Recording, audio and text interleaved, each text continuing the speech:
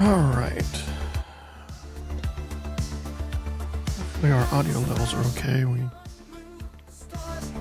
did some studio work yesterday, and I just got the desk mic reconnected. The ATEM is not on, so I need to screen.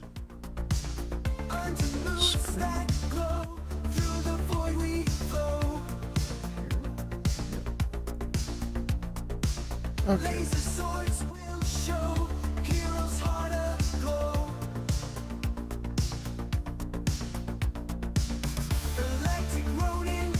out the new camera real quick. So what that looks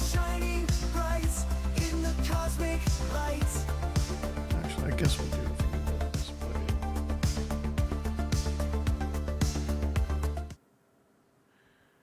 All right, so this is where the game would be showing.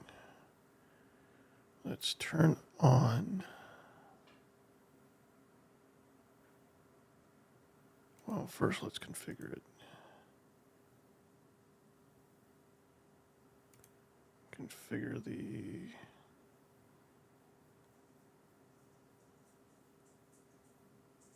camera we're going to use here. HubSpot sent us the new Tel 2. So I just spent the whole day yesterday working on that. But it doesn't see it right now.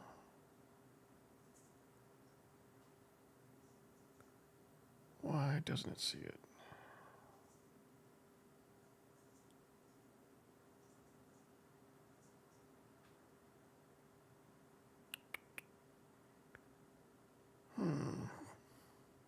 Maybe we won't do this today.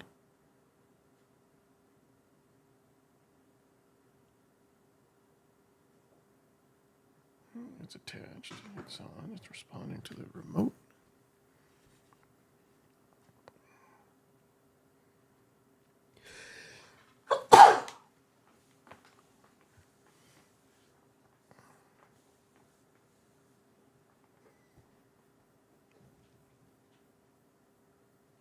All right, let's bring the ATEM on mic.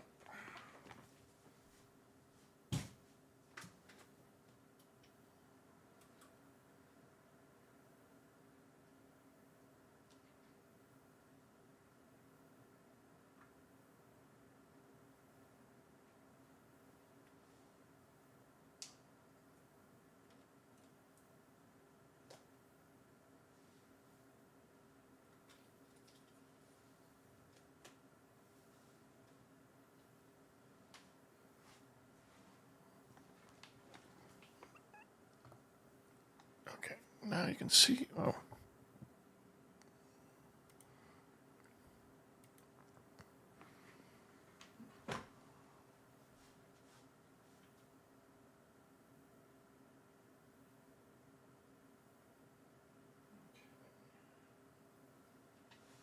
So yeah, HubSpot sent us the Tel 2.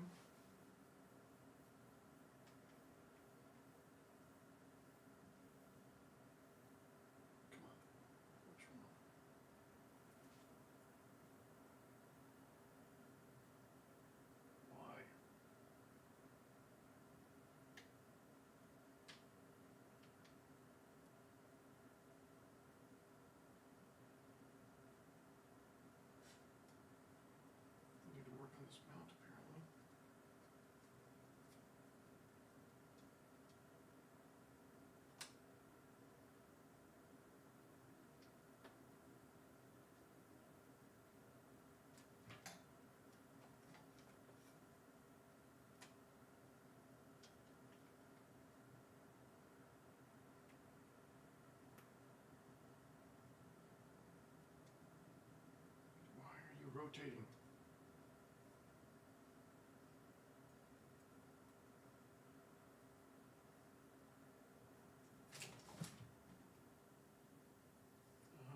You're loose.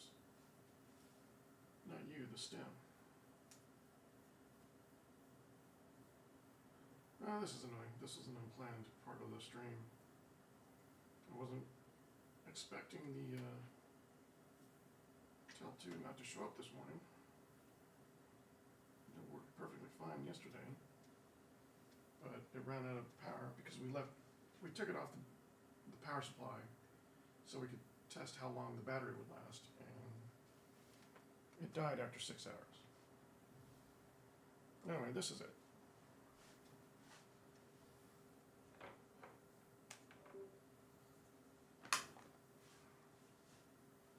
The thing is huge. Manual focus. It's got an amazing 1 by 1.5 inch CMOS sensor behind a 12-piece lens system with 5x optical zoom, 12x digital zoom, or I'm sorry, 12x hybrid zoom. So basically it's adding 7 levels of digital zoom per layer of optical zoom for a massive amount of hybrid framing at every optical level. But even now, you can see it's powered on. It's not connected to anything. It's got its own power supply. It's tied to the network using Wi-Fi. It's capable of streaming out to the internet on its own, and it's got just about every type of connection you can think of to facilitate its usage. Unfortunately, that makes it extremely complicated to use. Just getting this thing to display anything was a challenge yesterday. I had to go through a day 1 firmware update for the device itself. I had to update the OBSBot Center software just so we could go in and configure it so that it could start operating independently. And then we had to kind of pick and choose how we wanted it to communicate with the network, with the PC, and with the internet. So right now, I'm not sure what it's trying to do. But plugging it in via USB, it wasn't finding it as a video device.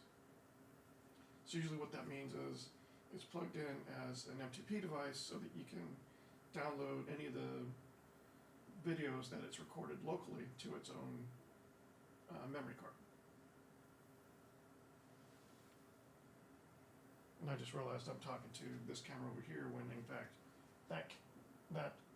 talking to this microphone because I was doing videos over here on the workbench all day. But I just hooked up the Shure, which is over there, and I don't know how well you can hear me over there. But anyway, I was going to try and test this out during today's stream and see how it looked during a normal gaming session. But yeah, maybe that's not gonna work today. Let's try one more time.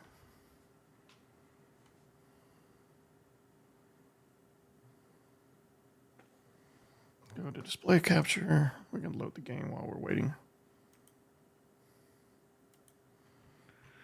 And properties. Yep, it's just not seeing it.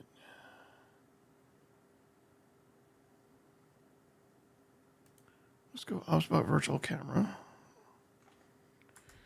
I normally don't use the OBSBot Center software for streaming because it takes up CPU.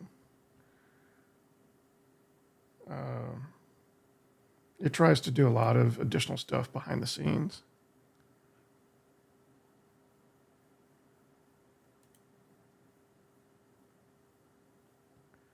Okay, so we're getting a video preview from the camera. The camera's communicating with OBSBot software.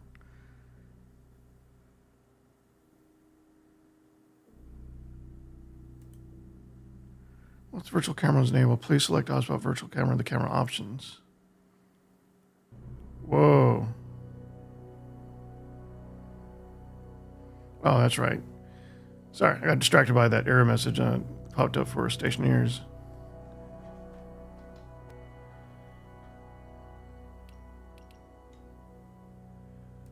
Okay, so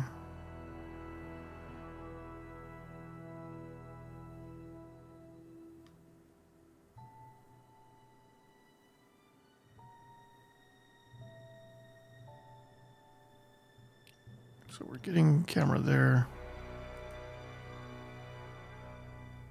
We can turn off the preview.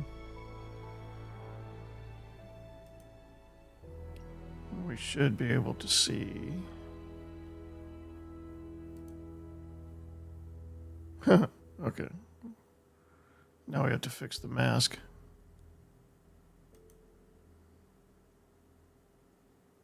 No, that's not the mask.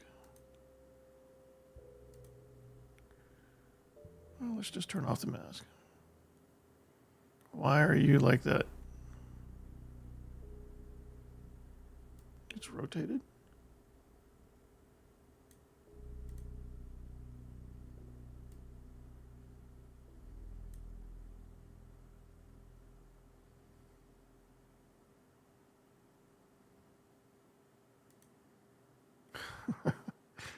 I don't know what's going on.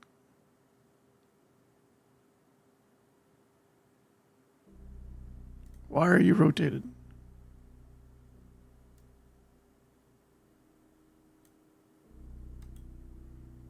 Transform, reset, transform. Why?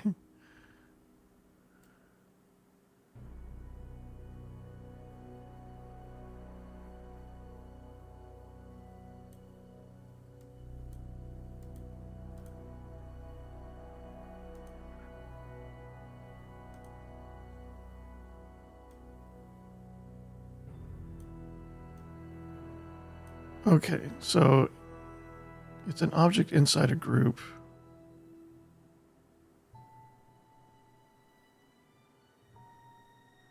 All right, so we're gonna let's do this. We're gonna add a new video capture device because we don't have one for the Tel 2. We're not sure if we're keeping the Tel 2. HubSpot hasn't said if we're going to have to send this back or not, but this is a $1,200 camera. So, okay. It's an amazing product. I am not going to lie. This is probably the best CMOS sensor I've seen in a long time. It's capable of competing with the likes of the DJI Pocket 3, as well as some of our low-end Blackmagic stuff. Just out of box, it's a really well-designed 4K 60 camera with a lot of features under its hood. But there's so many features under the hood that we couldn't possibly use them all without investing a considerable amount of money into our setup. So it's kind of one of those things that, I mean, it's nice to have, but at the same time, it gives us access to capabilities we never really planned to investigate or use. And the temptation to go down that path would be significant, because this gives us a very,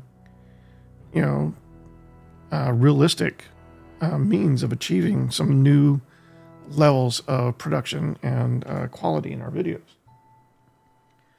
But that's also, kind of a dangerous path. The return on the investment wouldn't be that great, since, we're going from the level that we're at to that kind of level. And it's a little bit above our need. It's well above our need.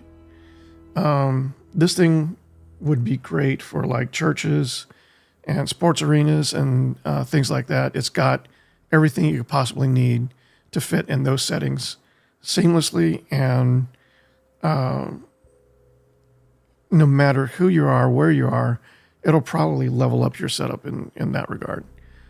What am I doing? I was about Tiny 2. No, Tel 2.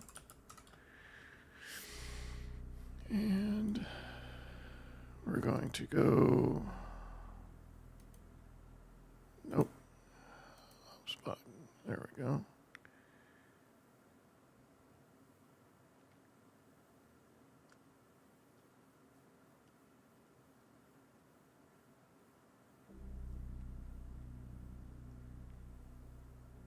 It should already be 4K 60, which is more than we need, I know.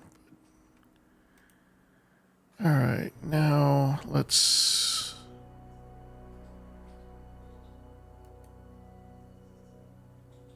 Do we need to transform you? Let's get you in a new group.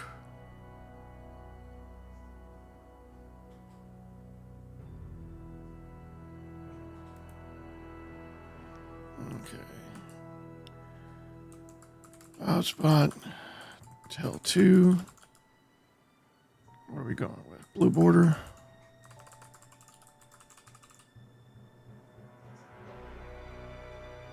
Blue circle. All right. You're in there. Hide you. Now let's add a filter. We're going to add an advanced mask.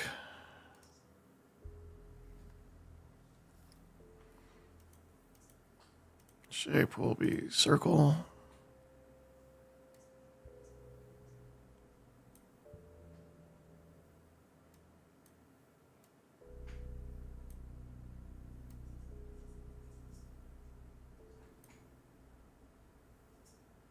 Let's give it more zoom than that.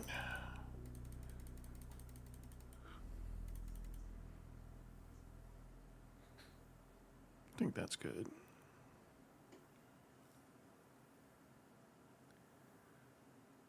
Let's get some inner feathering.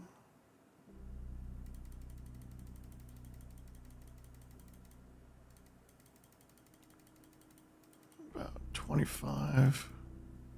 Looks good. And now we just need to size it.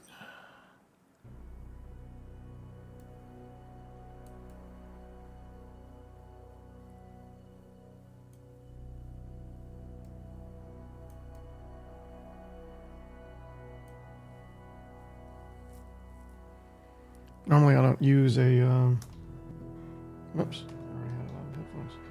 Normally I don't use a webcam for the Stationeers playthrough, but since we're still testing out the Tel 2, we'll feature it today and see how it goes. All right. So I guess we should get back to the game, shall we? I mean, nobody signed up for a Tel 2 advertisement when they came to this stream. Let's see. By the way, Tel 2 goes on sale tomorrow, just saying. But it's $1,200, so also saying. All right, so before I start, let's recap where we left off, because this is going to be a hectic first few minutes for the gameplay. We're totally committed to building up our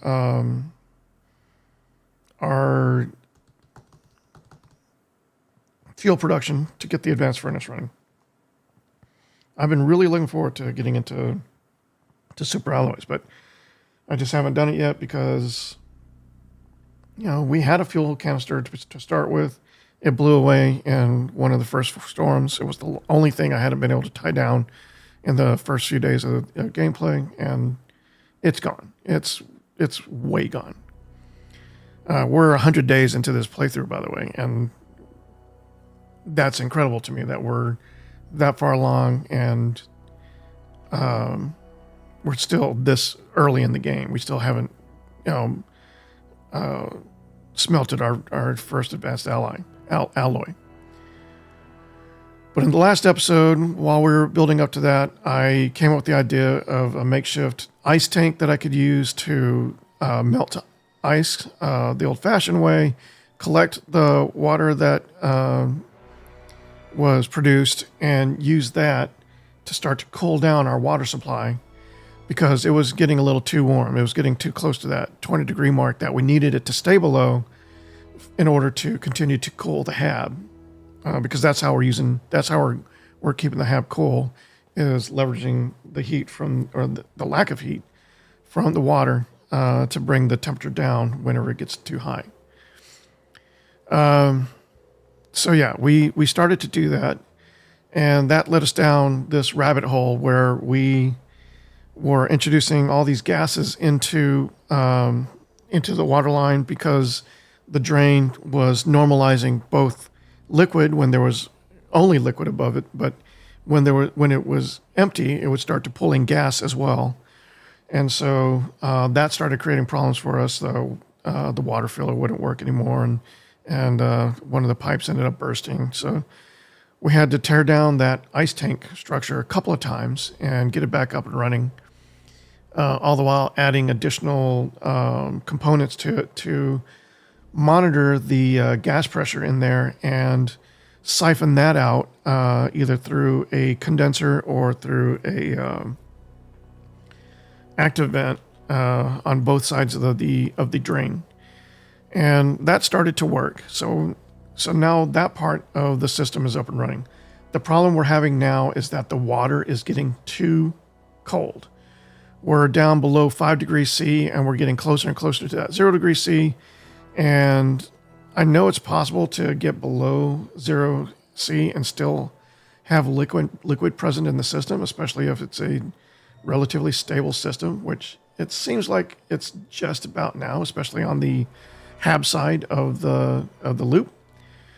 But obviously, the colder you get, the more likely you are to encounter the system freezing, and that will have catastrophic effects on our water supply as well.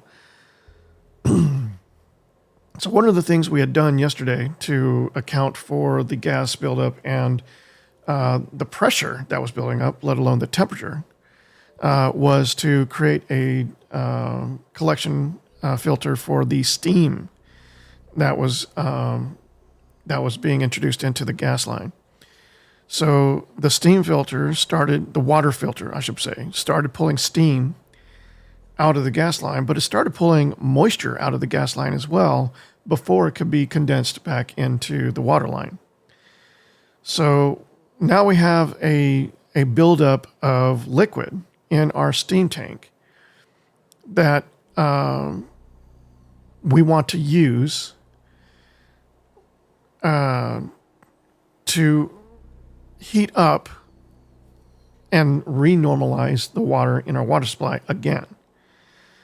The problem is that steam tank is very far away from the water line. So we're going to have to produce a ton of insulated pipes and radiators and run those. Do we need yeah, I want to keep it insulated. I want to keep all of that heat in there until we're able to wick it out to the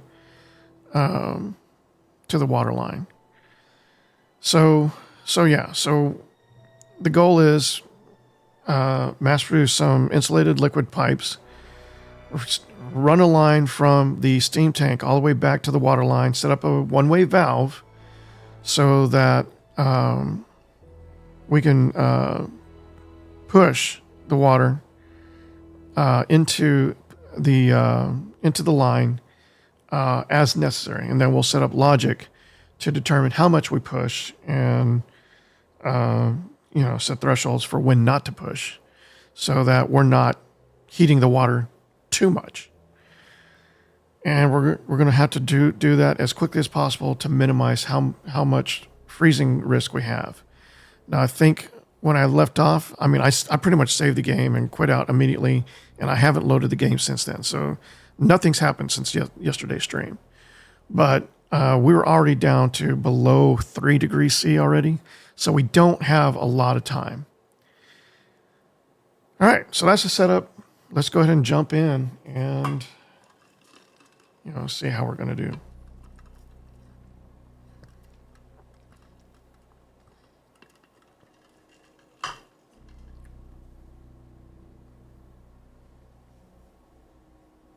Here we go.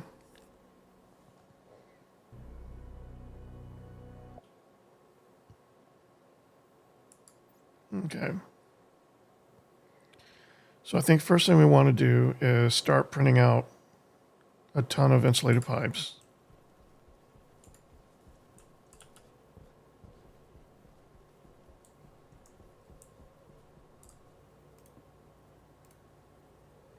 Oh no, this is a bad time to be thirsty for water. All right, let's start printing those out. Yeah, you're printing. Okay. I couldn't hear it at first. Is there any water? There's water in there. Not a lot. Is that the only water bottle? I think it is. I think the others are empty.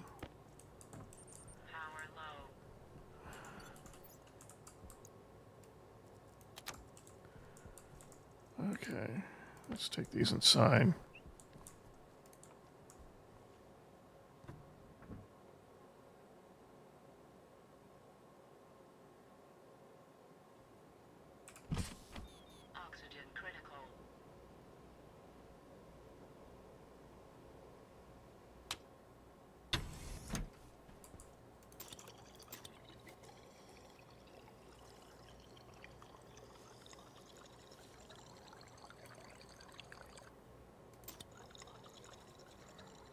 Okay, I wanted to... Do I have room in my inventory? What's happening? There we go.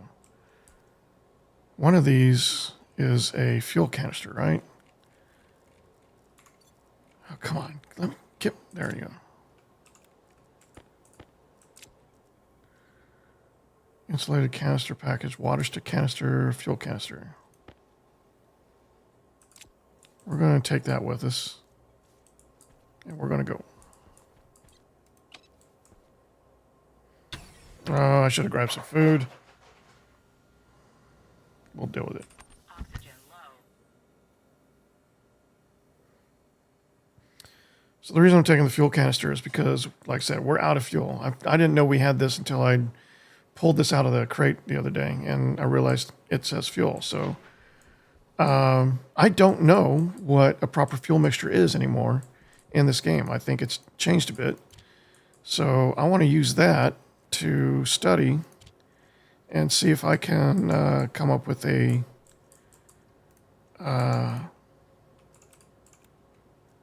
on, there you go. ProArt silicon. All right, let's get going.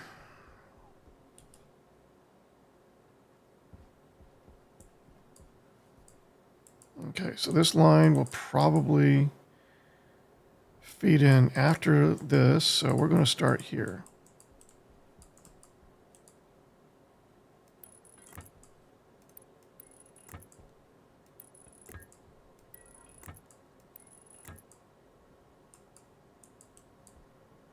We don't want to be too close to the tanks because we might need other lines to come out of there eventually.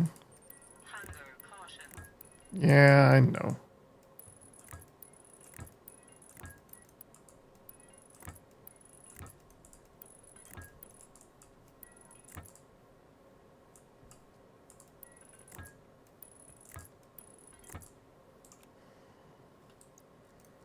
Move you over, get the wrench.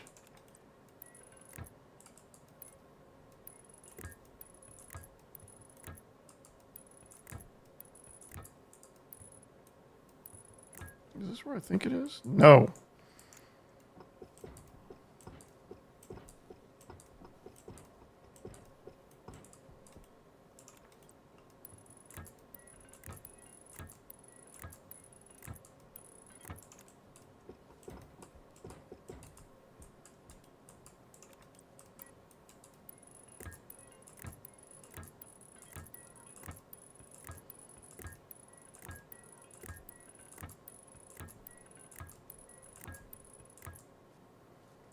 Okay, steam tank is there.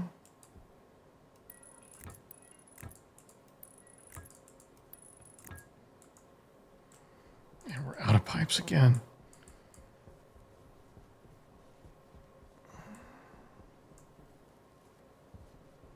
Maybe it's good that we grabbed those extra water bottles.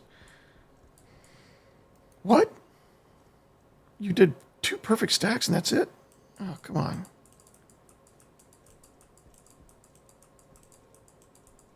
All right, let's get some extra silicon going. This sucks.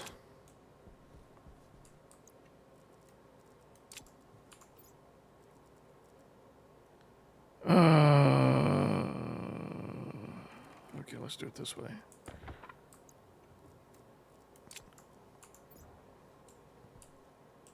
Pipe just burst. I heard it explode.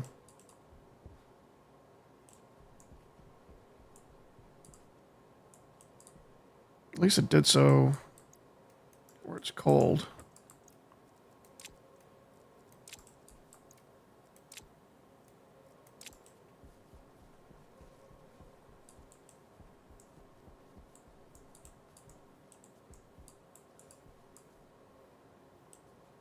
Okay, well, that's what we were trying to avoid.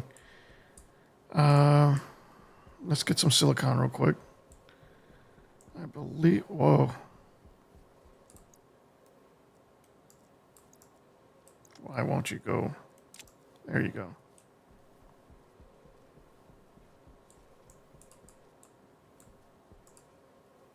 Should be right. Oh, that's nitrice. Huh.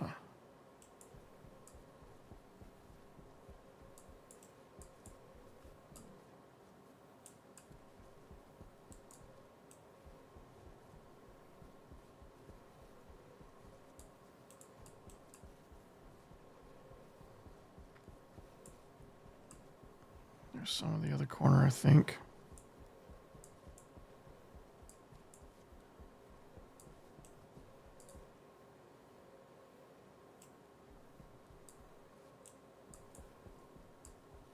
Unless we got it all.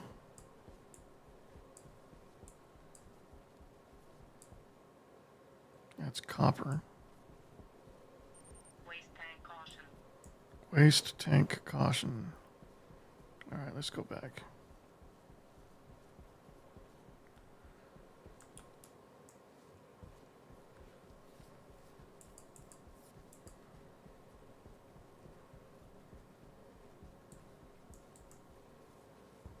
So I guess the best way to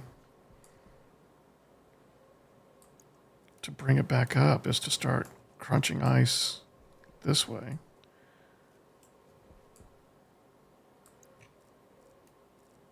That'll introduce more 20-degree ice.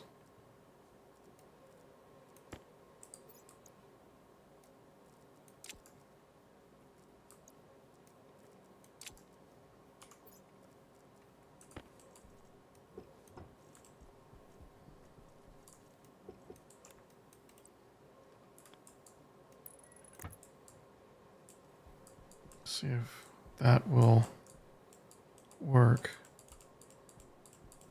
Nothing else is damaged, it looks like. Nothing we see out here anyway.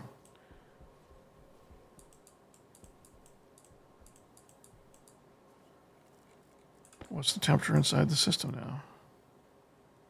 It's still down. And it's still going down. I want to see it start to come up.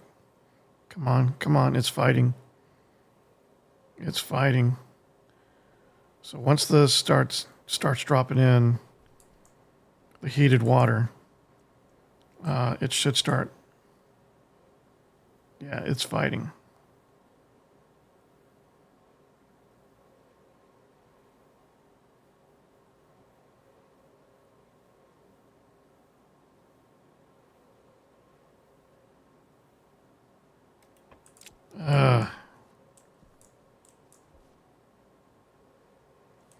Okay, let that keep running.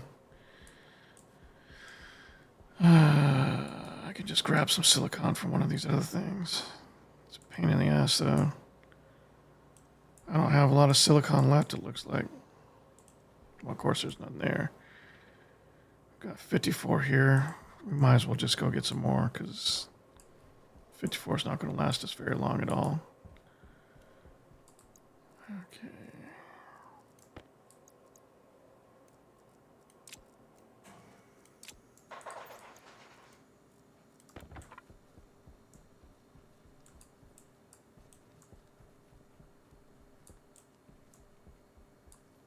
I know where some is, but it's a dangerously far.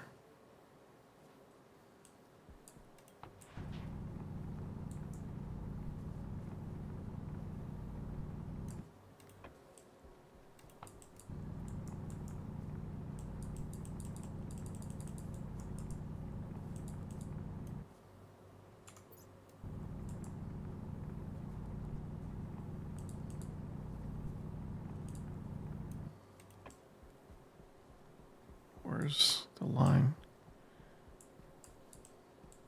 Here.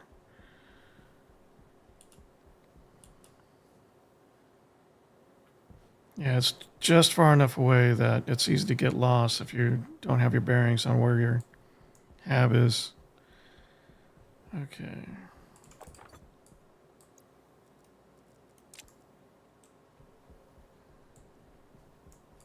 Oh, wait. Wrong one. You go in there. All right. Let's start pumping out silicon.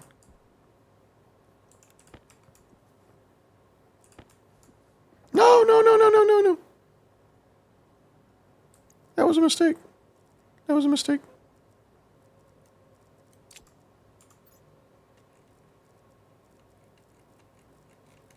Come on.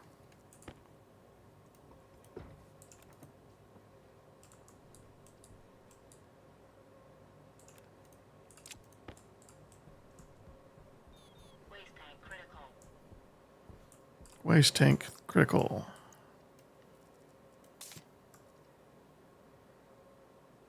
Okay.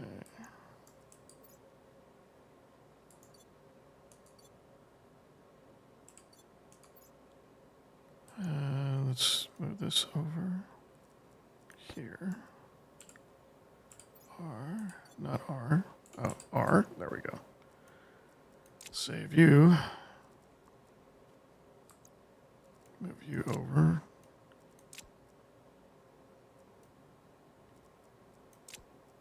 There we go. Now my muscle memory won't get me in trouble.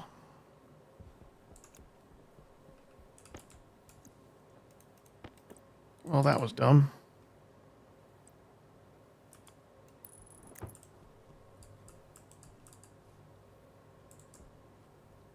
Anybody? Oh, it's in the spot, but it's not in the chute.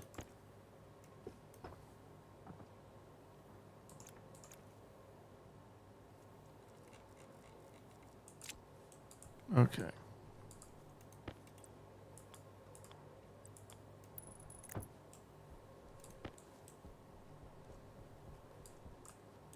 What are you set at? 200? Let's change you.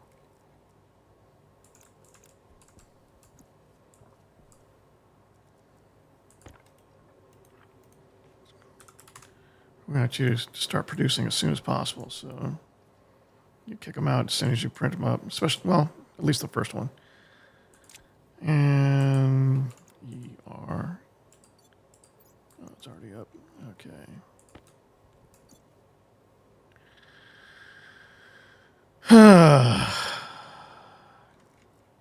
How the... Okay. It's fine. It's fine.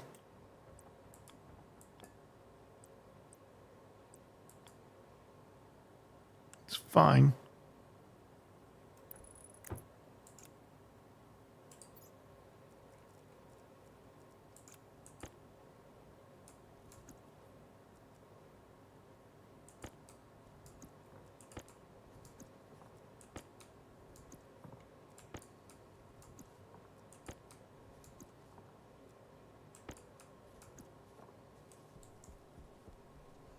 All right. You're still heating up. All right.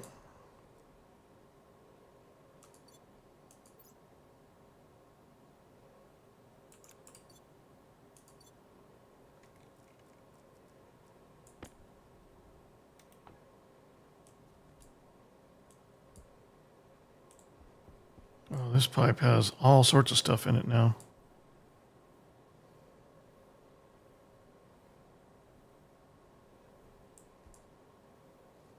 How?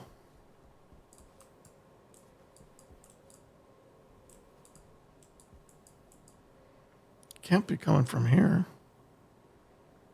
It's only got water.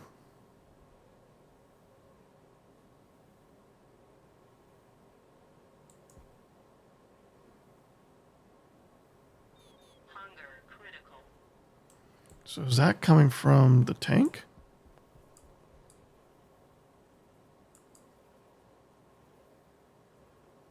Yeah, there's pressure. It's sucking up air in there. But it's sealed off. There shouldn't. Where would the air be coming from? So this would be sucking up air into the gas line. The gas line would be condensing liquid from the gas line into the water line.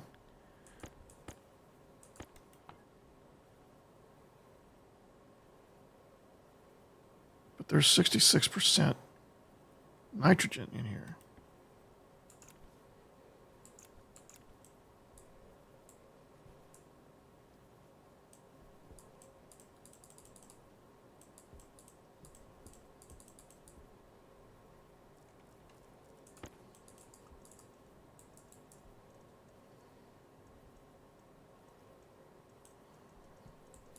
There's no perceptible damage to the pipe. I'm not sure what's going on now.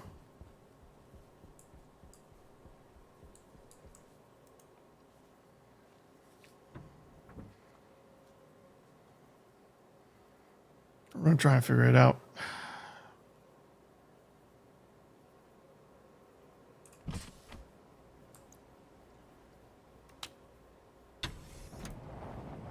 Oxygen low. Oxygen critical. Low pressure.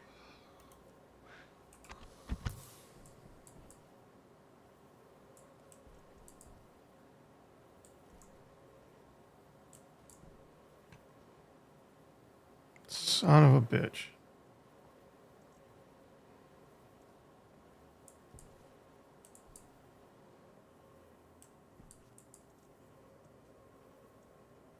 Let's build an ice tank. That should be fun. Low pressure. Oxygen critical.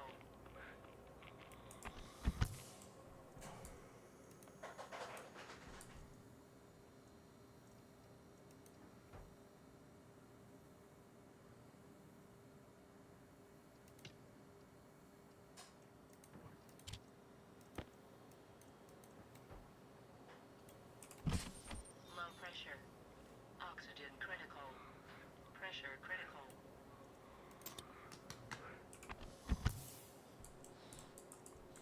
So the gas in the line is from a broken pipe in here somewhere.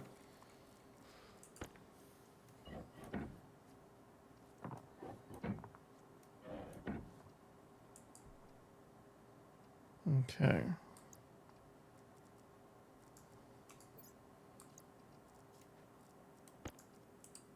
That's the wrong one. I keep doing that.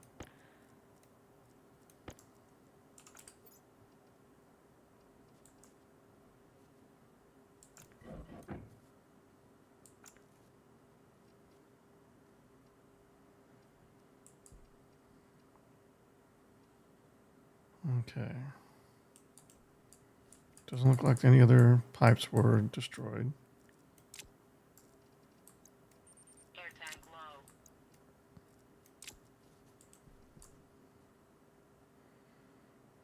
Well, it's been a while since we've had to do this. It's also been a while since we've actually had a full air tank. All right. We've got some work to do, but thankfully it looks like the hab is pressurized. Oh, maybe not. Maybe if we...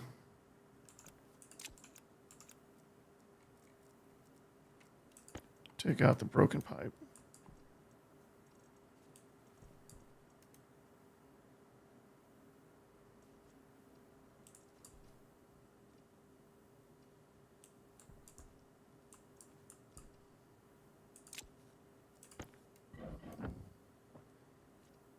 Everything here seems to be okay.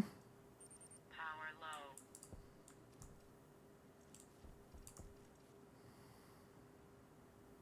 Pressure's up to 4, up to 5.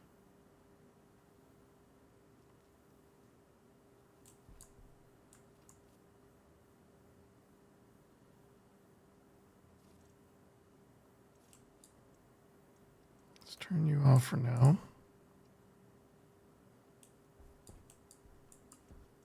The wheat looks sick again.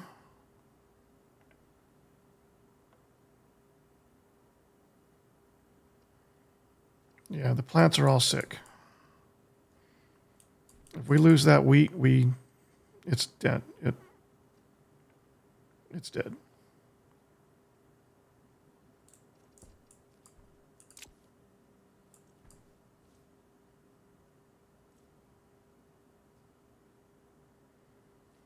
Okay, we're up to 13 kilopascals though, so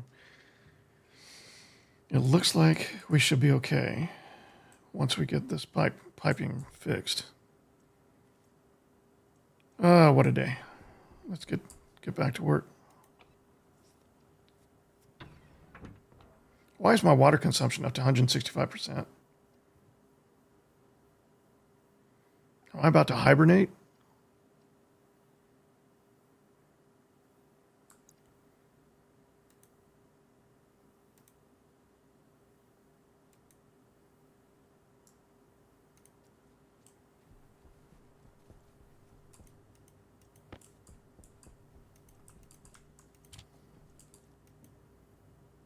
Get you producing again.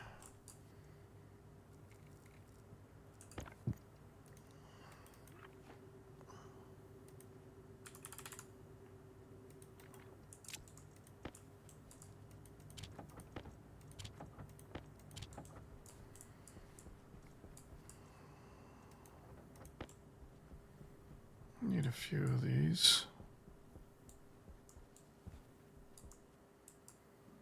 So now I need to get gas out of the line. Now that can happen here. Screwdriver and 2 glass sheets to repair the glass windows shutter.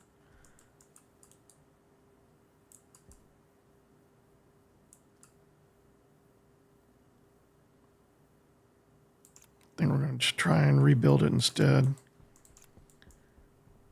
Okay, there's no more broken piping out here. I want to try and get this closer to done.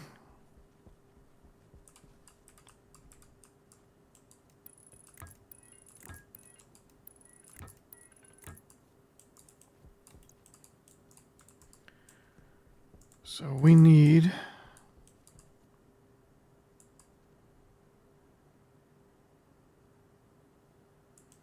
an evaporation unit, right?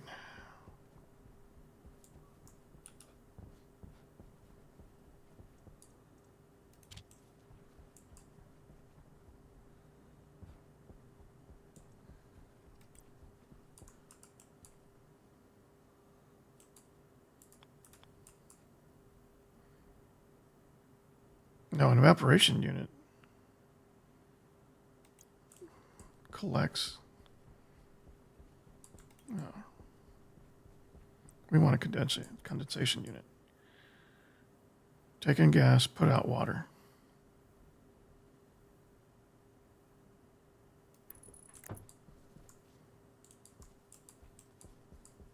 Not there.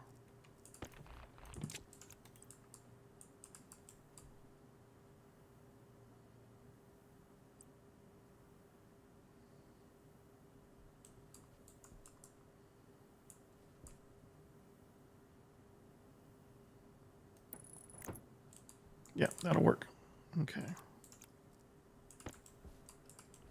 So you'll actually go like this. All right. Now,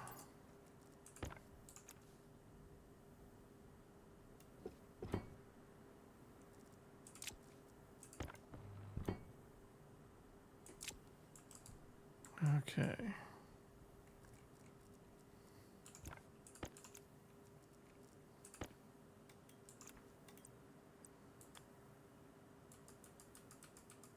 Need you to come up. Move back. And pipe in. There you go.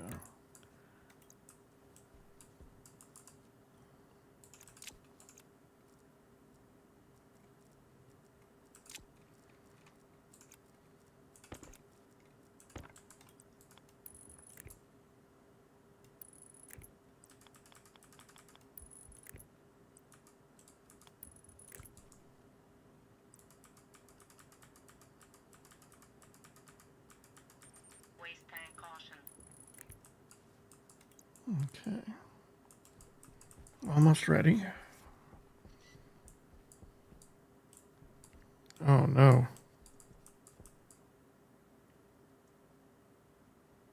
Wow. This sucks.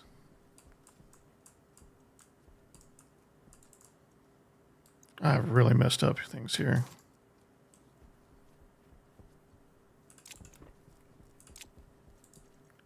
I'm coming back. Oh, look, we have silicon right there.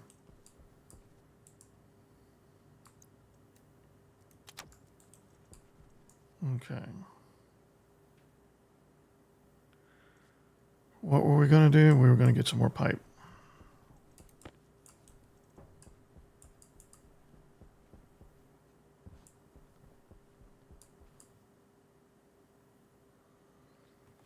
Okay, this needs to be a valve.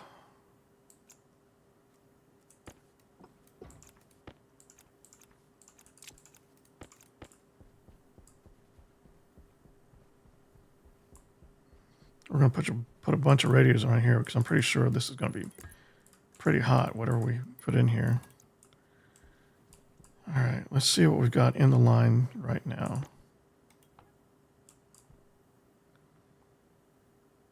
There is 36 liters of liquid at 107 degrees C.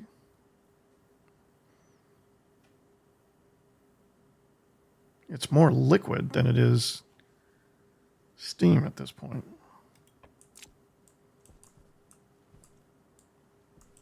What is this? Gas heat exchange connection.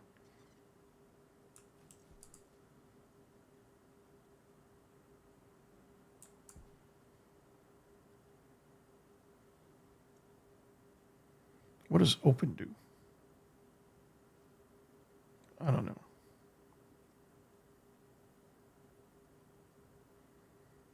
We can target 10 kilopascals and it should. Well, hold on. What's our capacity? Is 900 liters. All right, let's go ahead and turn it on, see what happens.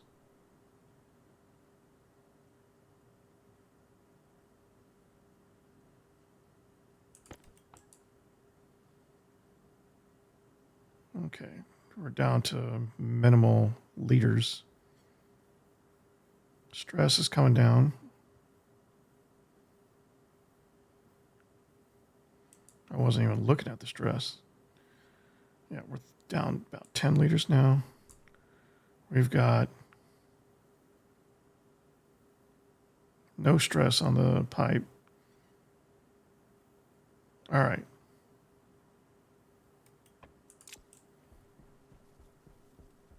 We're going to have a digital valve over here. I'm going to go ahead and replace this and see if we can.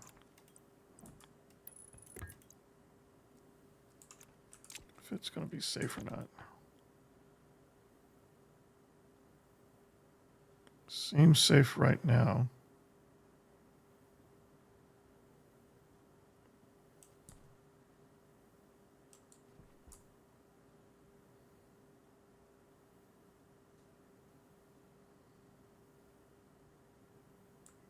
All right, we're going to connect this real quick.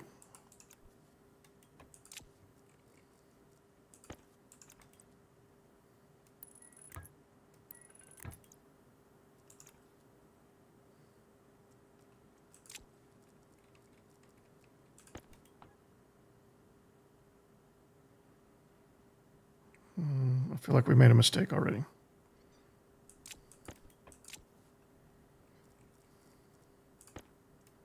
Take that off. That's not going to have any effect because that was a massive change.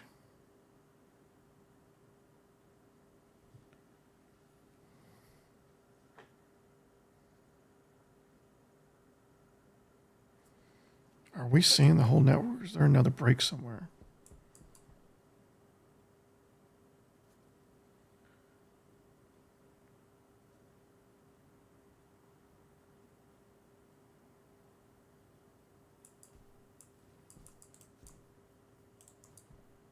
Where does, oh, that goes in here. Okay. Damn it. That's what I was afraid of. All right, we're going to have to tear this down. We're going to have to do it right now when it's still freezing out here.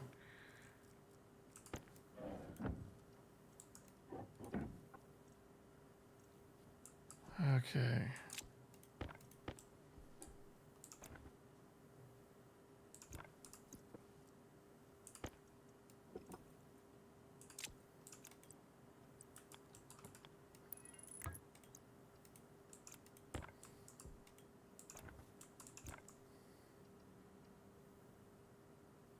Cannot construct a storage while it is damaged. I have to tear down the whole thing.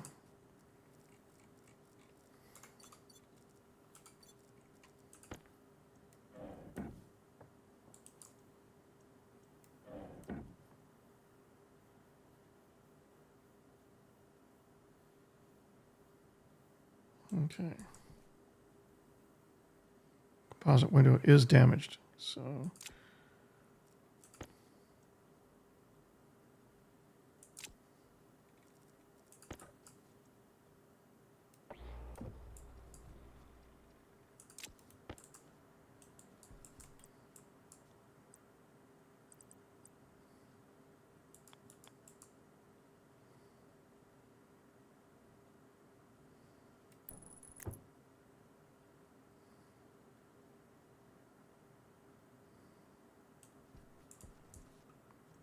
okay. What? We're about to lose another pipe.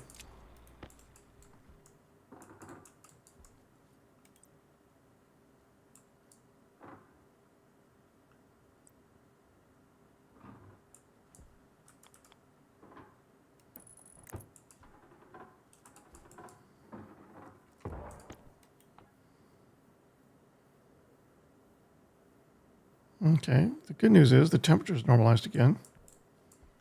The bad news is we just blew out another pipe somewhere.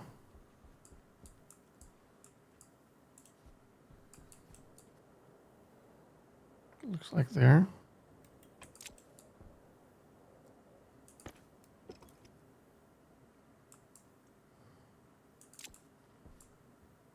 Okay.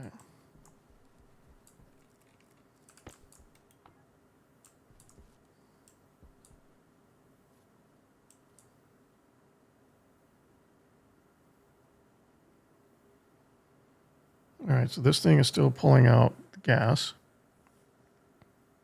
No.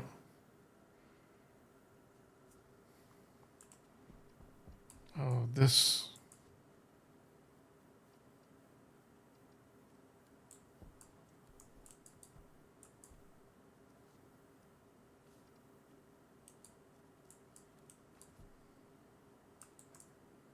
Why isn't this on? Are we out of power?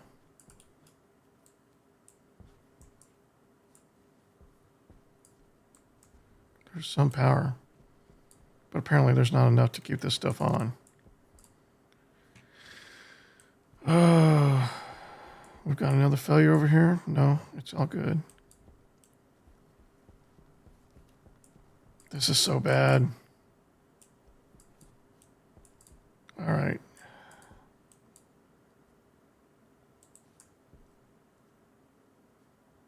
We've got nothing to mitigate the heat thresholds we're dealing with.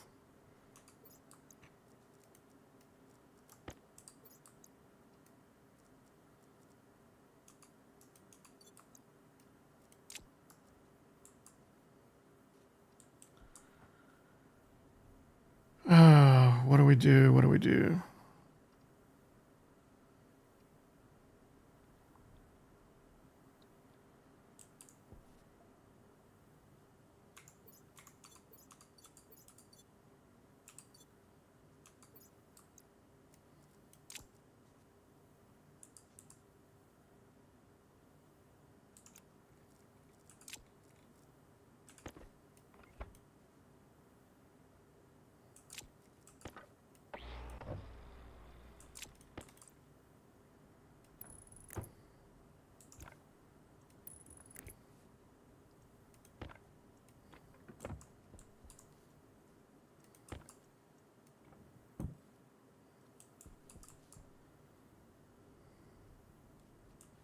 Where'd the glass go?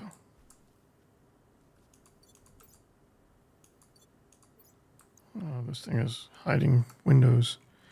All right.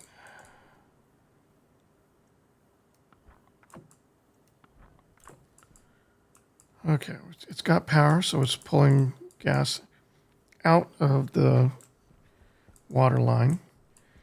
Unfortunately, we are going to have to fix that pipe right there. But I think we can do it on the inside of the hab. Because that is right where the liquid feeds into the... Okay, we're back to just water in the line, so it's pulled out all the gases. It's pulled out some steam as well, frozen steam. How does that work?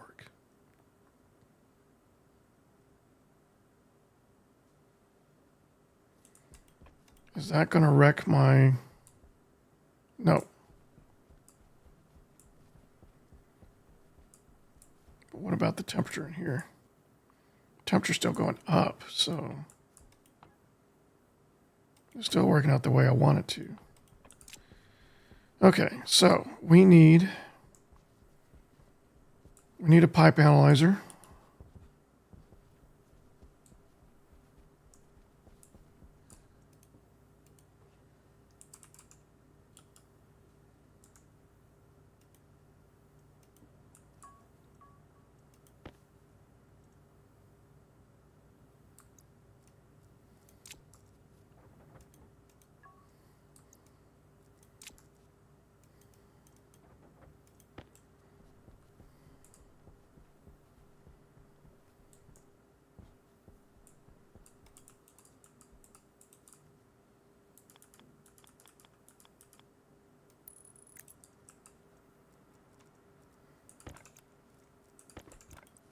We're going to need new cable coils soon. All right.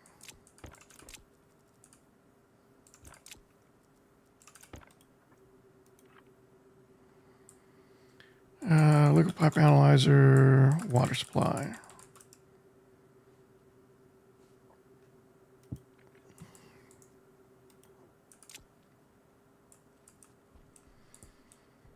Okay, we need to read the analyzer. We need to read the temperature. Didn't we have another I/O somewhere? Oh, we used it down there. Okay, so... Okay, we need to read.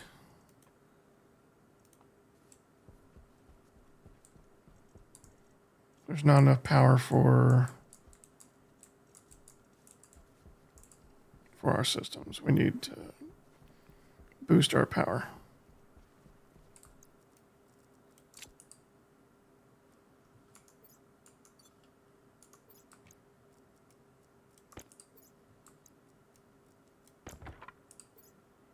%. We got enough to grab some coal.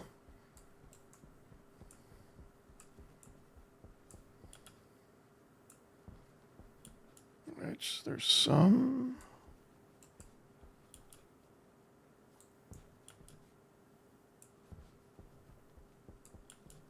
There's some over there.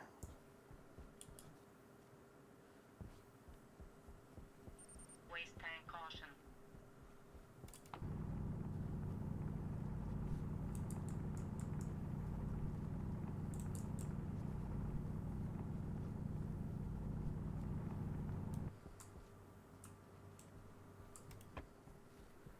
Let's open for a little more. That's silver. All right, let's see what we can do to save ourselves from this disaster. Oh, here's some. Oh, yeah, I forgot. I've been saving this stuff for emergencies, but we're pretty much there. Okay, you go back into there. You go back there. You just start cranking out some energy for us. And we'll just hold on to the rest. Okay, so with power we can do what? We need logic I/O.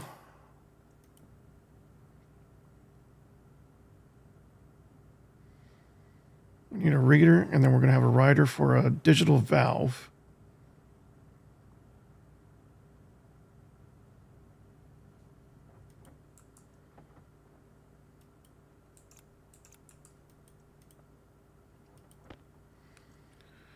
Okay. We'll need memory to set the threshold, the temperature threshold.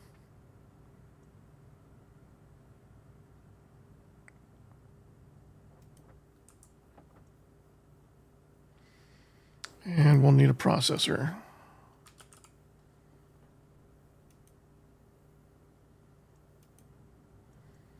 To compare the reader to the memory.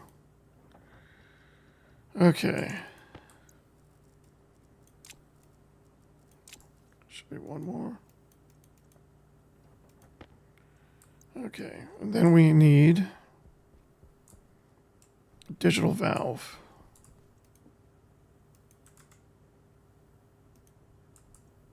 Nope.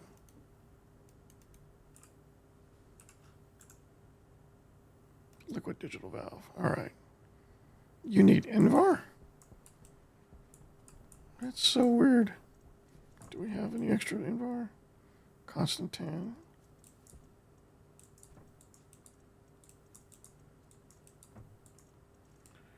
Yeah, I wouldn't expect to have any extra INVAR lying around, but it should be some. 1. How many do you need? 3. Do you have INVAR? You should have INVAR. No. We're out of INVAR. Oh, this sucks.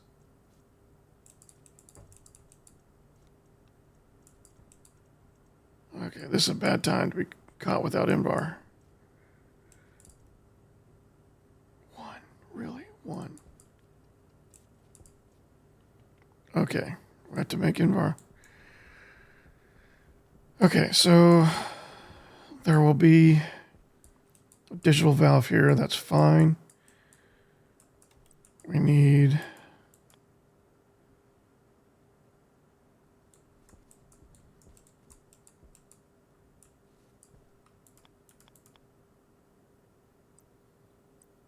compare unit.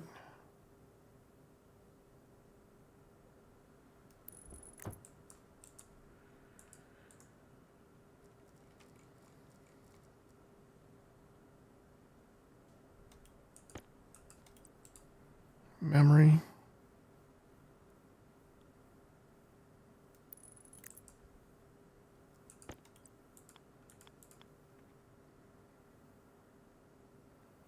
A logic reader.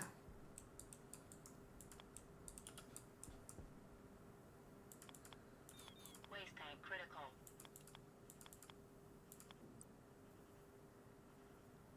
And a logic writer.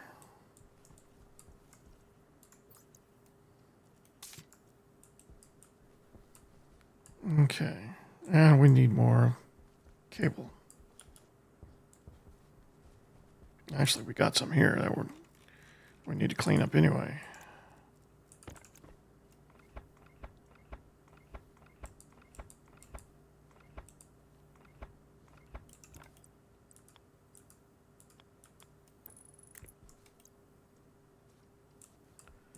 That might save us some trouble. And we should print out some more anyway.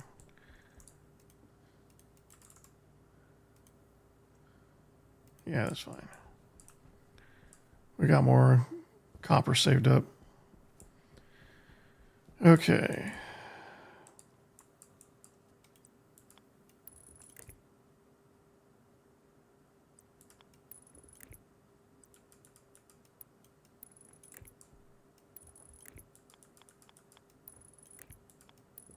Power low.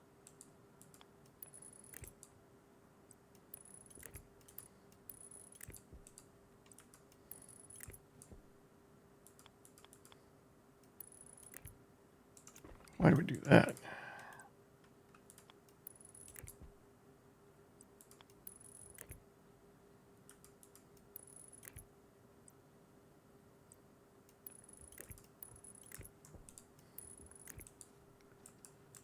Yeah, needed more. How are we on power? We still need some more.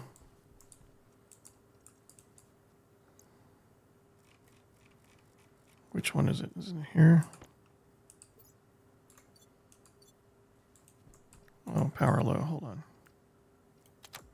All right.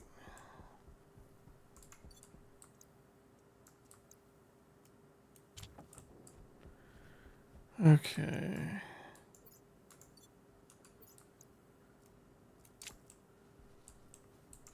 Get the extra cable.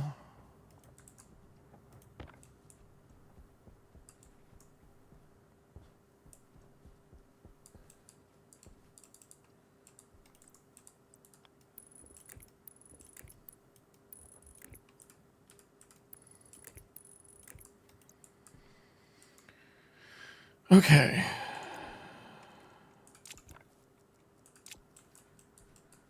We've got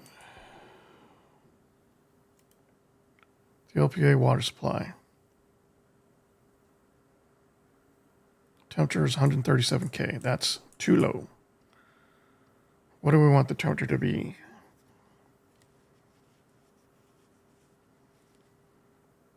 Let's say if it's below 275. So right now it should be around minus 100, right? Minus 137. Yeah, let's say 275.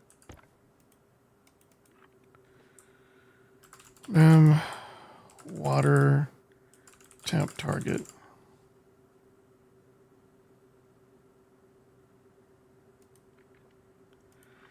We're naming it that because we don't know what the water temp target should be yet. So we're setting this threshold for now. All right, logic reader. Why did I do that? Water supply temperature.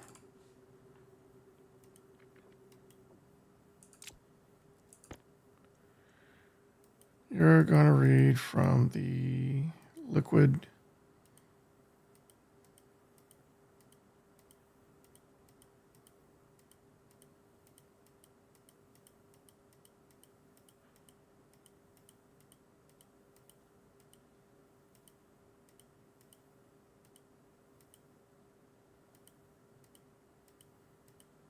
There's so many things on this line.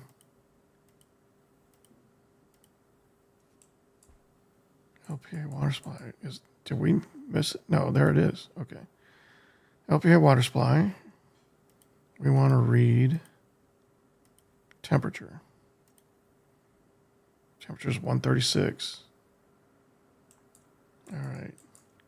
Compare unit. We want to compare LR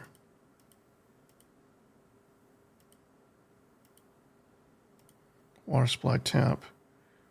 If it is less than mem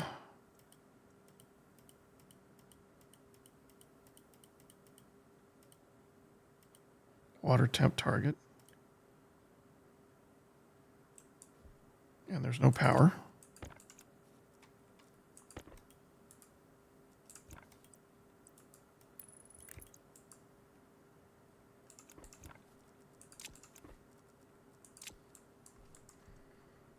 then you will write out to a digital valve we don't have. But it's nightfall, so now's the best time to try and solve that. Okay, INVAR is notoriously hard to make. It requires iron and nickel, I believe. Iron and nickel. Pressures of over 18 megapascals, but under 20 megapascals. And between 1.2 and 1.5 kilokelvin temperature. There's an organics printer? What's an organics printer? How do you make that? Okay, let's go off on a tangent.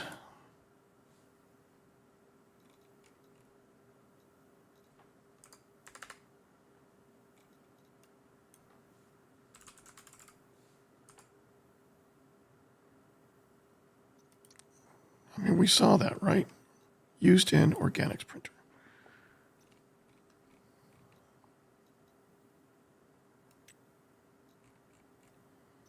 Okay, so that's another thing that's not actually there yet.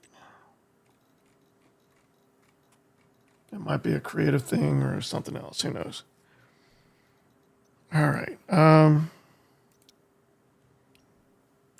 What resources do we have available to us? I don't recall us having a lot. There's nothing in there.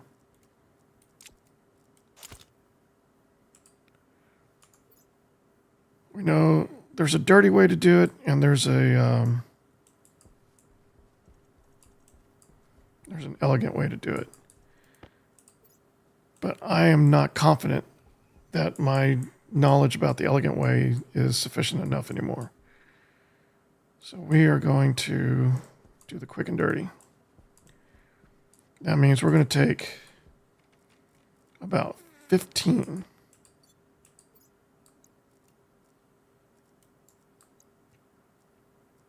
Okay, let's set this aside. Are we making double? I guess we're making double.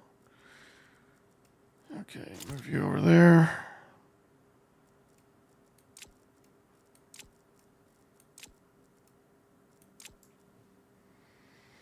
Actually, I think we'll have time to do double because the dirty solution actually overpressurizes and requires you to bring it down to the right temperature or the right level. All right, so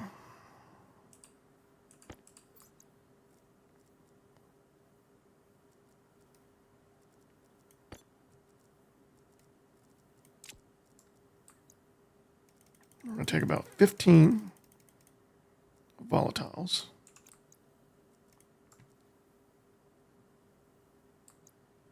Seriously.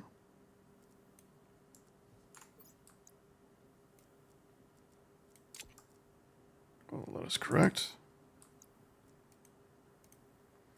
Oh, I didn't know that. Okay.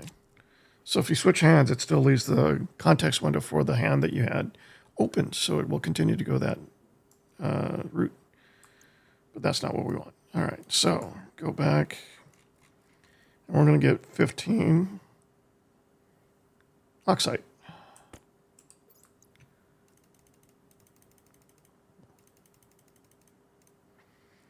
This will get us in the right arena to deliver both pressure and temperature. It's actually going to overshoot a bit on the pressure.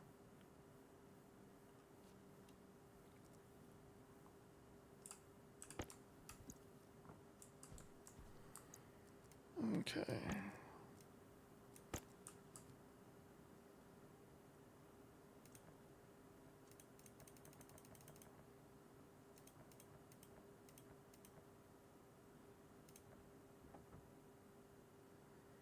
All right, here we go. We're ready.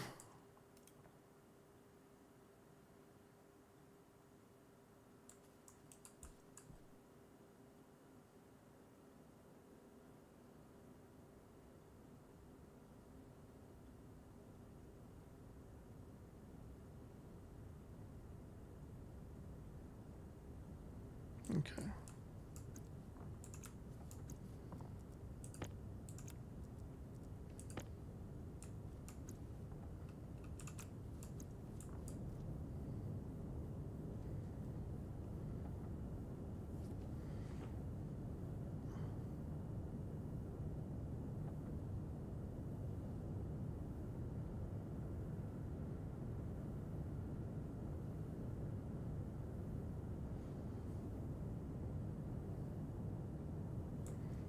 Okay, now 1, 2, 3, 4, 5.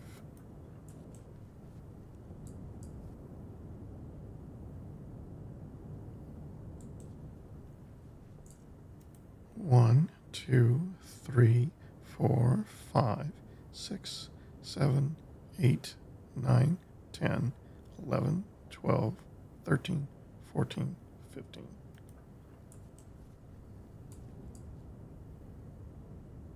Oh, we're losing temperature fast. 1, 2, 3, 4, 5. Okay, just about there. 1, 2.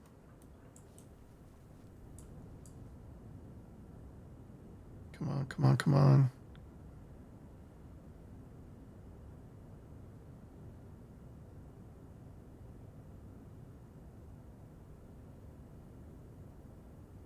What's happening?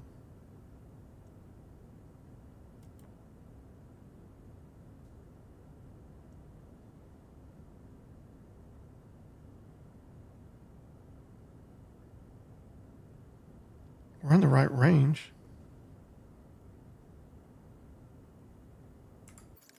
We're about to drop below the temperature. What's happening? What did I do wrong? Oh, below 1.5. Okay.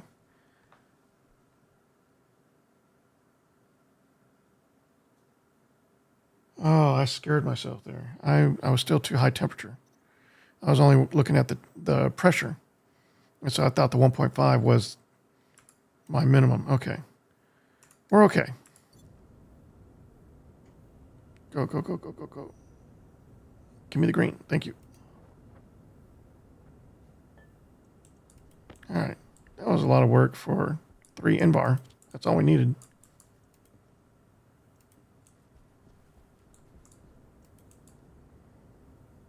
Should we use you for anything? We don't have anything else to make, do we? Let's see.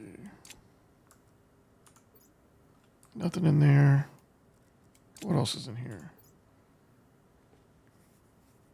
I suppose we could make some steel, but we really don't need any more steel. All right, let's get this guy going.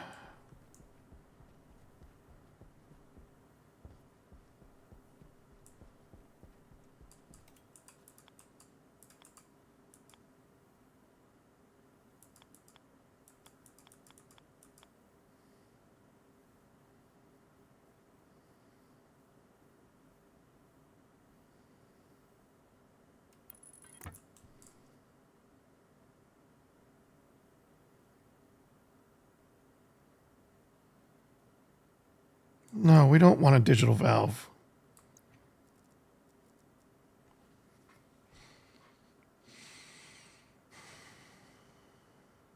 We can't control the volume. That'll just normalize both sides and we'll overshoot our threshold very easily.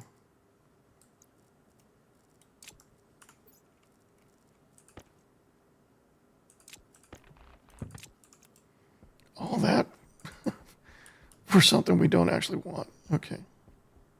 Just leave you. Excuse me. Put you away.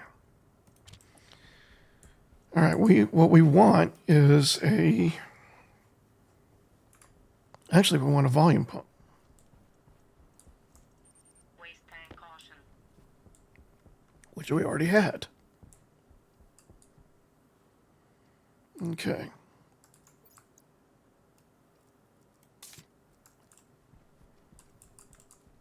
So the volume pump, there we go.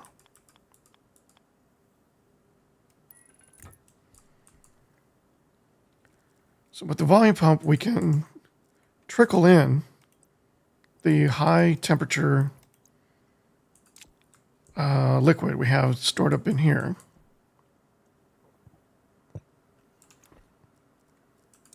At a minuscule amount. We're going to set you at 0.5.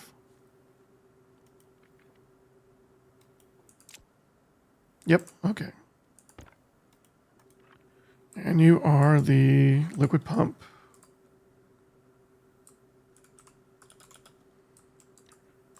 Steam hot water supply.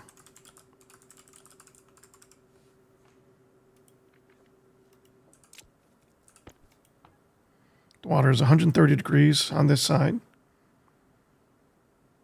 It's down to 15.6 liters. So I wonder if it's burning. Hunger potion. We'll worry about that another time. Okay, so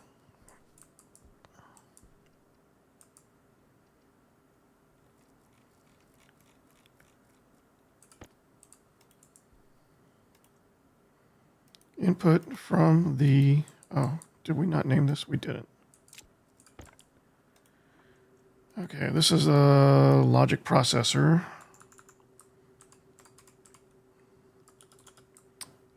Water supply. Let's just say water temp compare.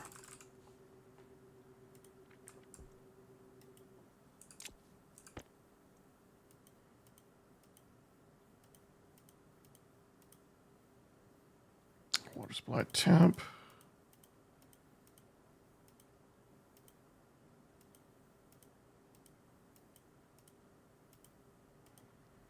There are so many things.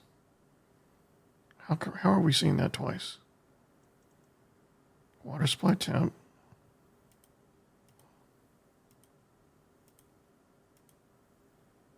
Water temp target.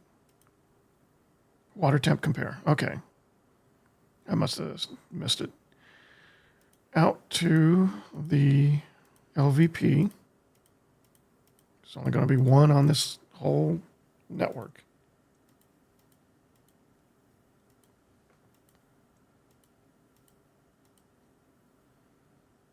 Now it's going to be on.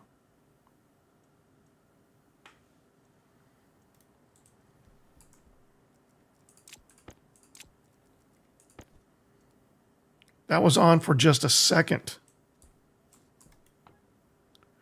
Wow, the temperature went up so high. Turn you off. 0.5 is too much. You're over here now. We're testing out the Tel2 today. So we don't want 0.5. We want 0.1. Can we go lower than that?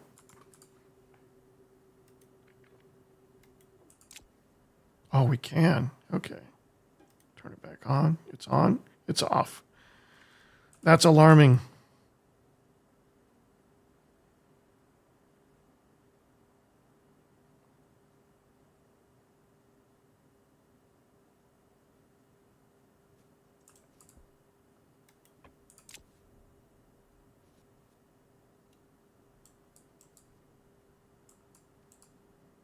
How much is 275 Kelvin?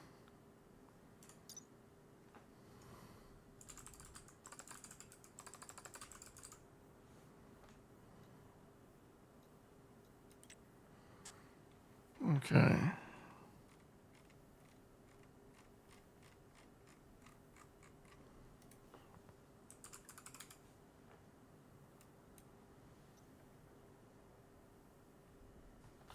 How much is 275 Kelvin? I did the math in my head based on the threshold I was seeing, but that was minus 137, not minus 100. So I think I'm off on my target.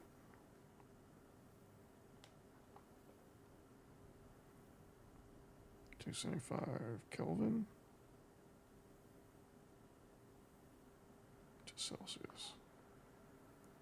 That's 1.85 degrees. That's not bad. We don't want it to be at 0. So it really should be 2.75, 0.15 as our threshold.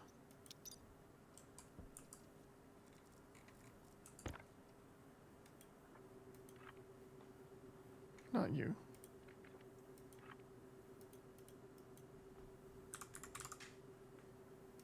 All right, that part works.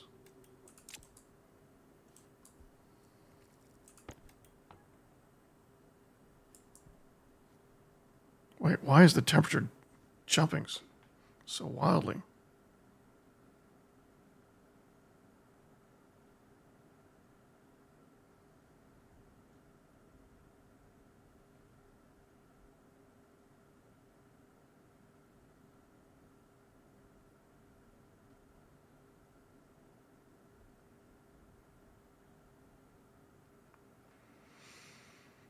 Okay, I think because there is so much ice,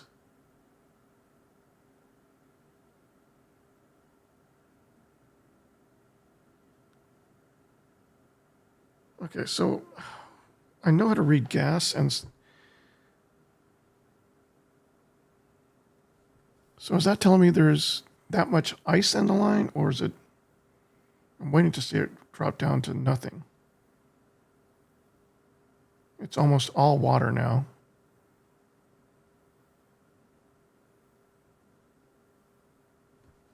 Is it on? Oh, it is on. That's why the temperature is jumping so much.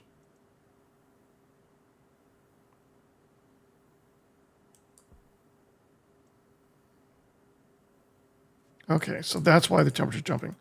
I thought I had turned it back off. So it's releasing a little bit of hot water at a time. It's throwing the temperature up very high. I think because this analyzer is so close to the source.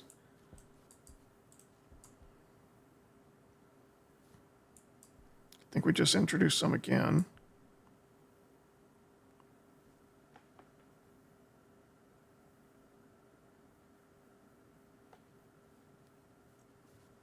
What we need to do is stand over here so we can see when it's coming on. But I think this is going to do it for us. I think this is as good as it's going to get as far as having a stable system that's not going to destroy pipes from now on.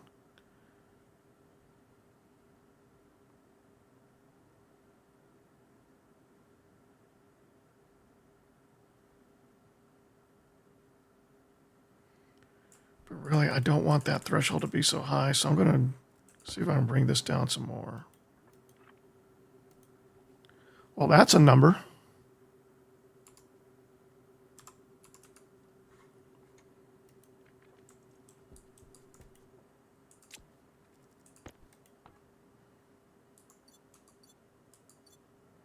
How much power do I have left? 30%.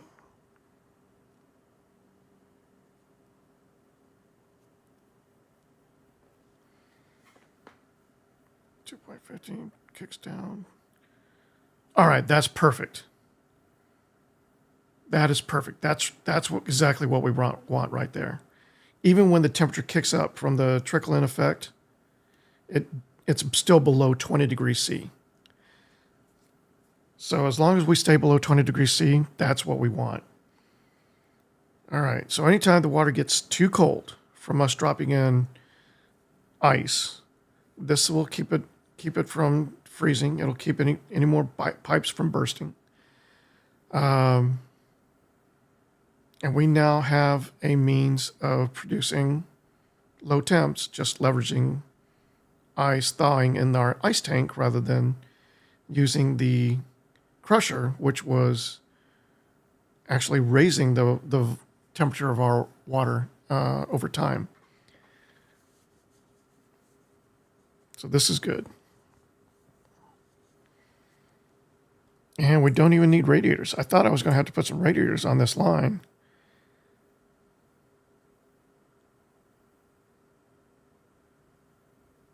Pressure's going up, but the temperature's going down. No, the temperature's going up too. Good. All right. So everything that we want to happen is happening. Now we just need to make sure we can produce enough energy to keep all this running long term. We've got 2 condensation chambers. That's not ideal. No more damage to this guy. We need to get inside the hab though and repair that one pipe, because I'm pretty sure, well, we'll see.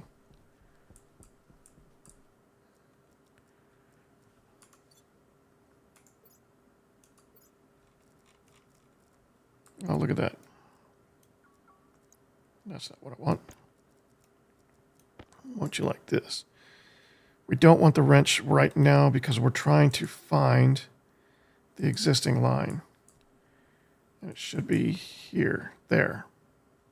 Okay, that's the line that broke. Now where is, there's a connection there. Those are the only 2 connections. So we should be able to just do that. And the system's repaired. Maybe we should have done that from inside and, you know, checked everything out first. But, are we pressurizing? That's as high as we're going to go. Okay, we're back up to a good temperature. There's still water in here, though, so that means there's more burst pipe somewhere, maybe. That's the only line there. Okay.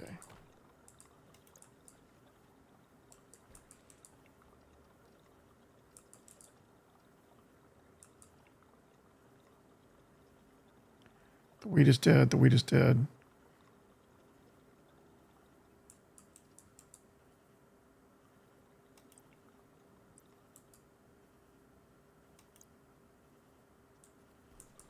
We're going to have to dig up that. All right. We got power. Let's recharge the suit while we're in here.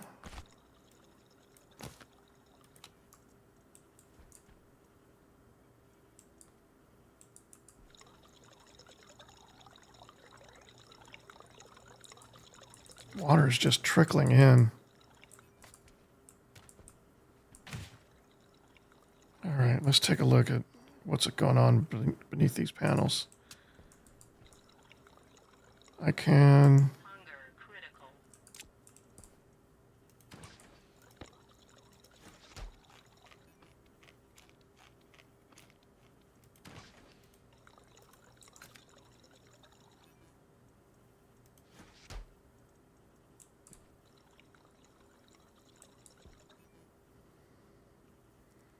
So what is happening on this side of the line? Because it sounds like it's something extreme.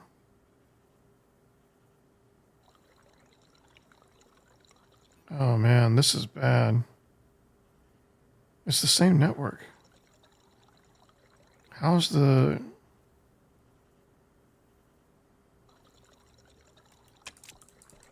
Are we losing some somewhere?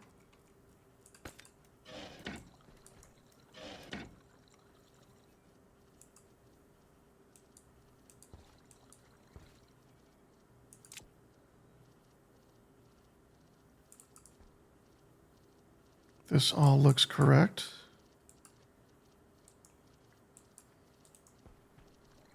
Temperature in here is fine.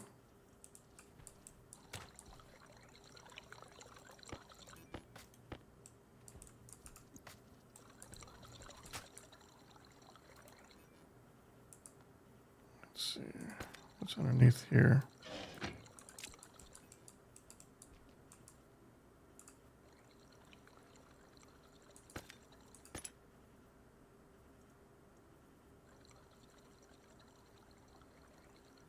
T-junction.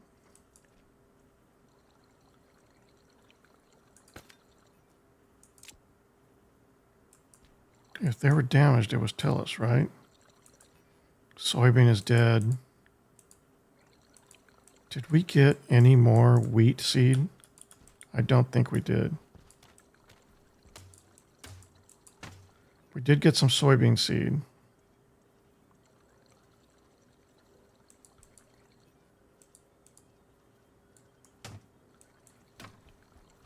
I don't know what's wrong in here. So this water pulls from in here.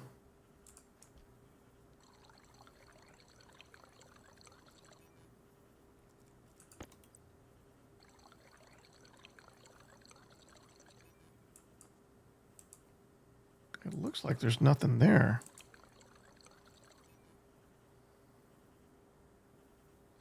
It says it wants a pipe. Or it wants a wrench.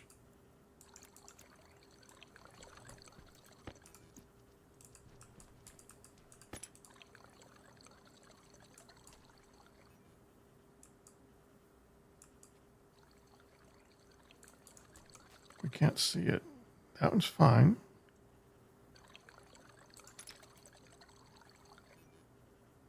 But yeah, it says we can build here.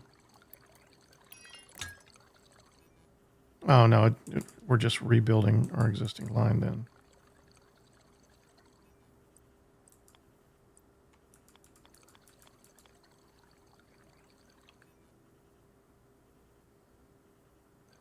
Now here it says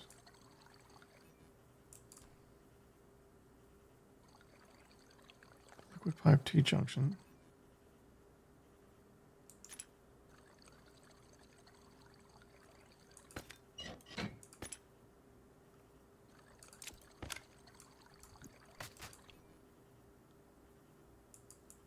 Trying to figure out what's going on here.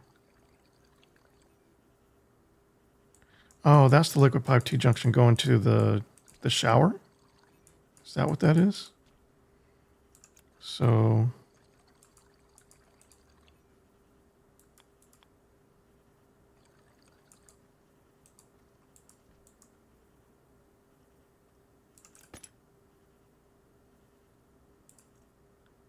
man.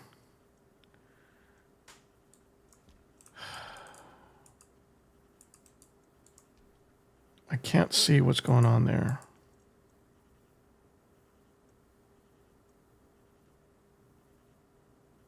Liquid pipe T-junction. It would tell me if it was broken, right? So these seem to be okay.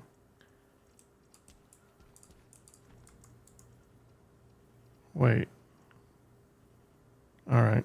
We need to drink.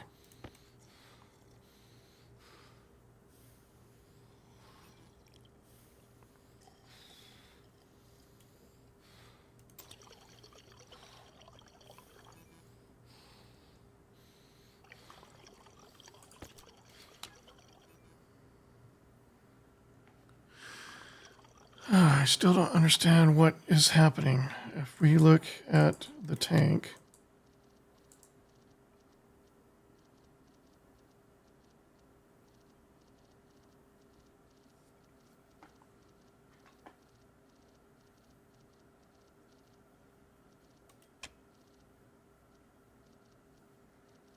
so the condensation unit pulls liquid out of gas lines and feeds it into a liquid pipe. So we're not pulling any liquid.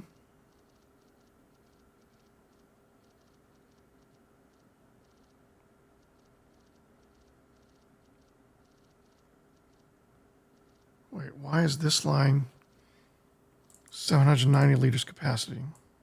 Hold on. And this is 2640. There's another busted pipe somewhere.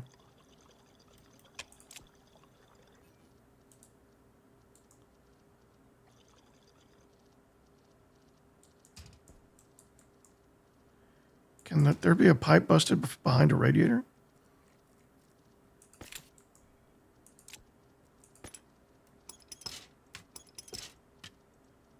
they're fine.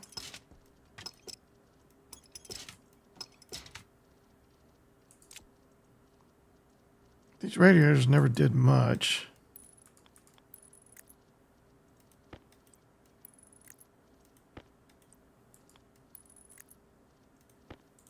But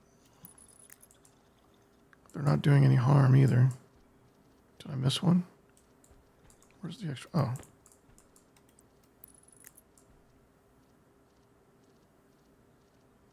So all those pipes are fine.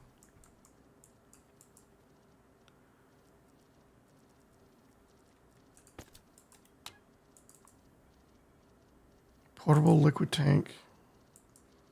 Is it just the tank that has the 790 liter capacity? Like all these pipes going into it still have that 2640 liter capacity.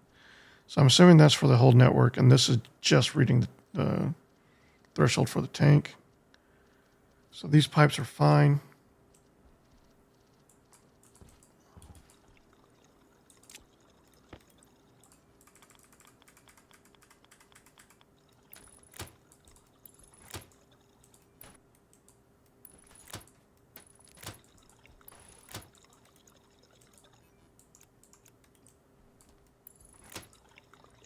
As best we can tell, all the tanks in here, or all the panels in here, they are fine. All the pipes are fine.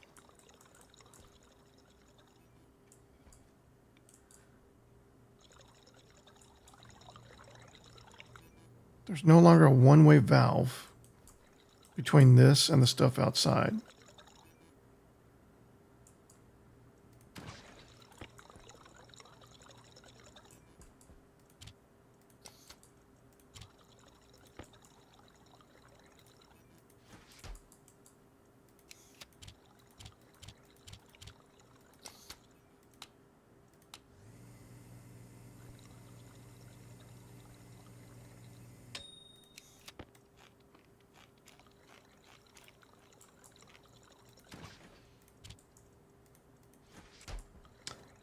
You really shouldn't play survival games when you're fasting. All right. Water canister.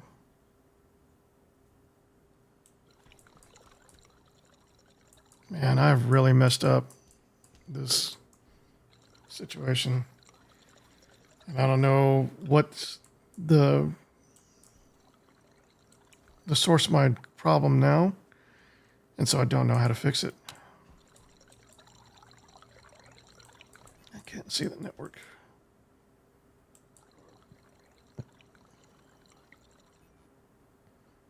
Oh, I can't see it through the... So the temperature is very high over here. Let's... Maybe there is a segment in the water lines. If that's the case, then what I did out there is not helping in here.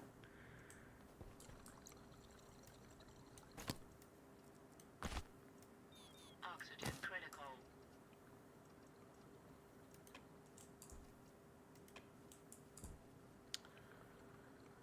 Okay.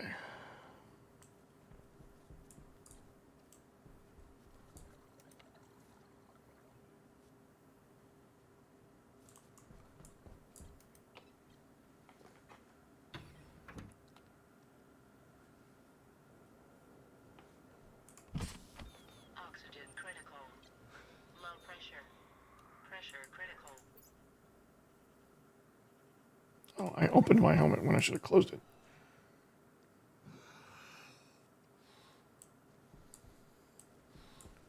Okay.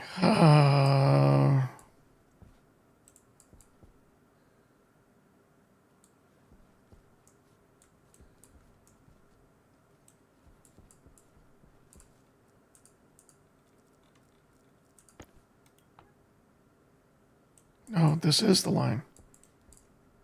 What's happening?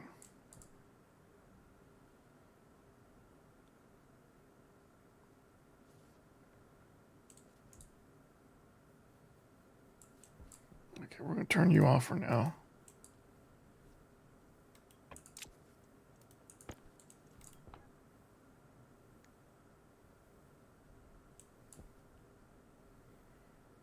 Why is this reading as empty?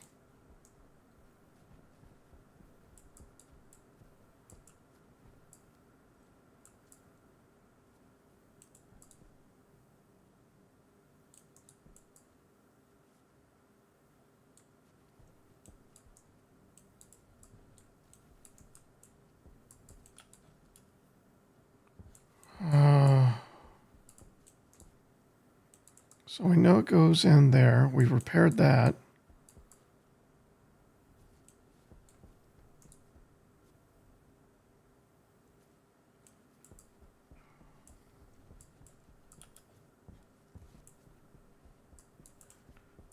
I want to change the battery on. Oh, you're dead already. I didn't even notice. Okay. I knew it was going to happen soon. All right. So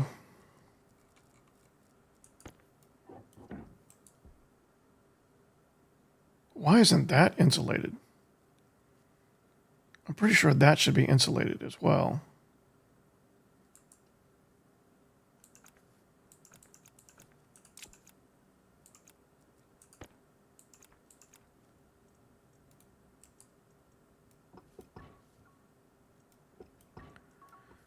Oh, that is why.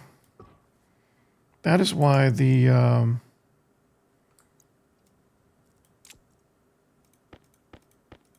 that is why the insulated tank wouldn't, or the insulated pipe wouldn't go there.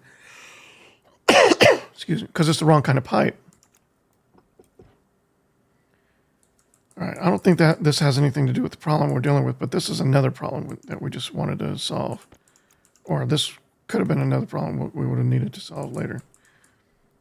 So this needs to come out like this. I think it came over here. Wait, did it?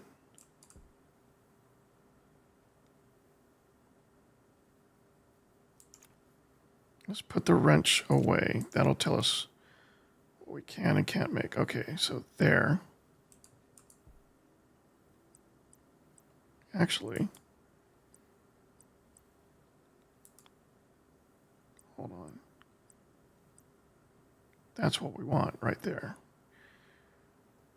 We do that, we can take out those insulated pipes on the outside of the hab that are connecting the wheat or the third hydroponic tray.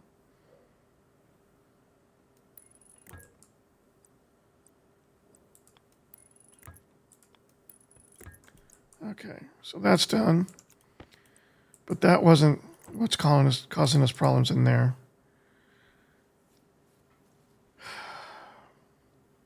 We do have a leak somewhere. Can a hydroponics tray break?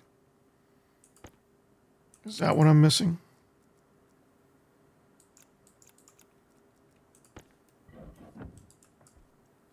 Oh, it's not there.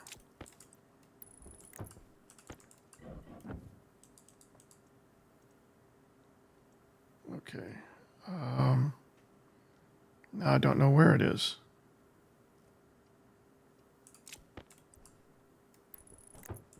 It has to be there.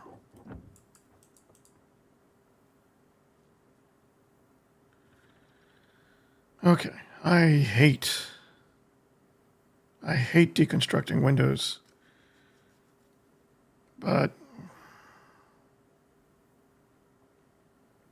I think that's the only way I'm going to find the pipe. There it is. Okay. So that pipe we can remove. We're now feeding those hydroponics trays from the other side. So this is all fine now.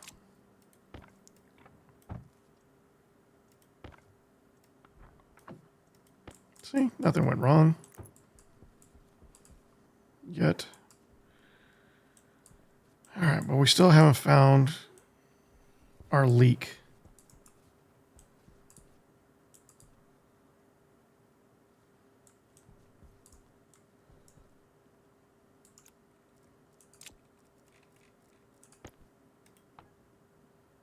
It's completely empty on this side.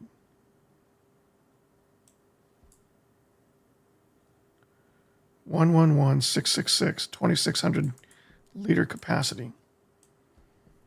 So we've lost something somewhere.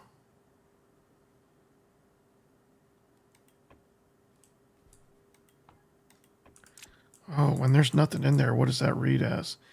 Oh, that's a problem too. So we need a condition that confirms that there's pressure in the line to make sure that we're not just... So something, okay.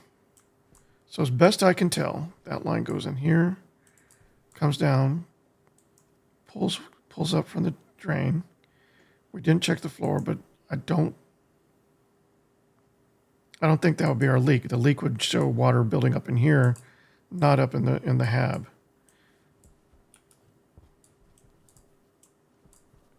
It's not on this side of the shower either. That's stable.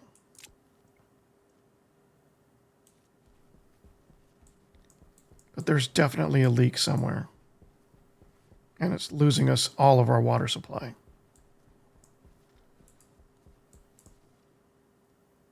Is there anything out here I should bring in?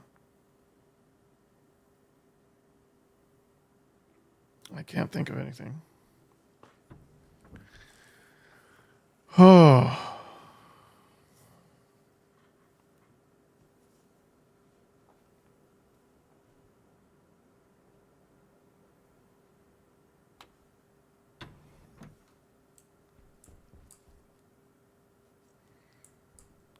Okay.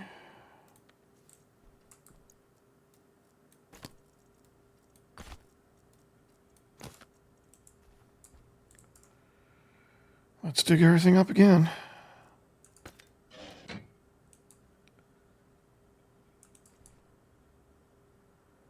Is that just a weird shadow?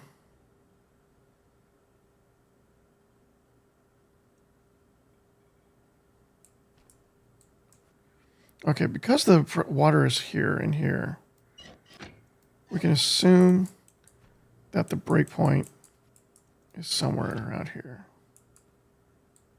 Should we take down this door?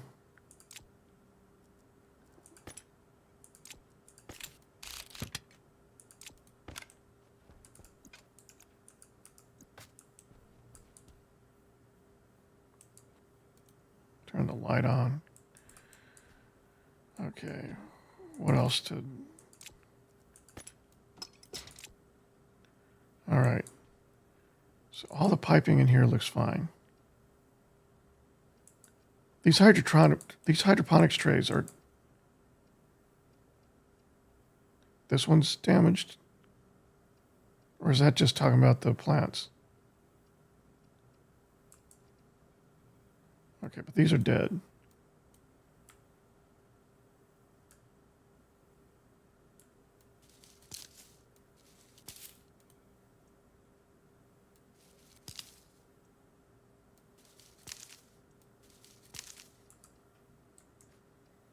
Okay, the hydroponics are themselves okay.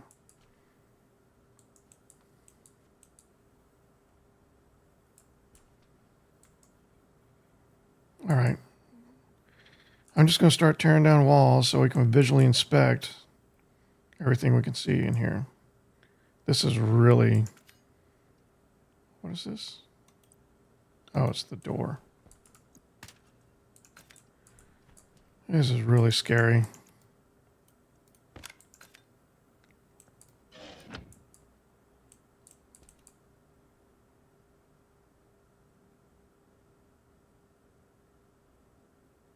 Yeah, it's talking about deconstruction.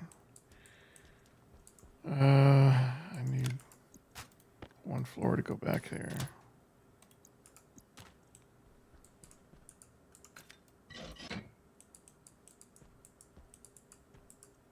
Everything looks like it's supposed to. Not you.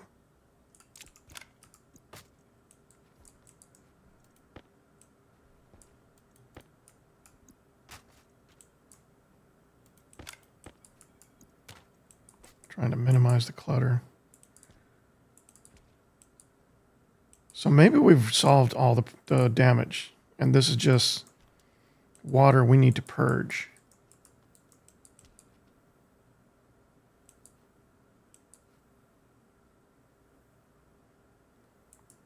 all these pipes look fine.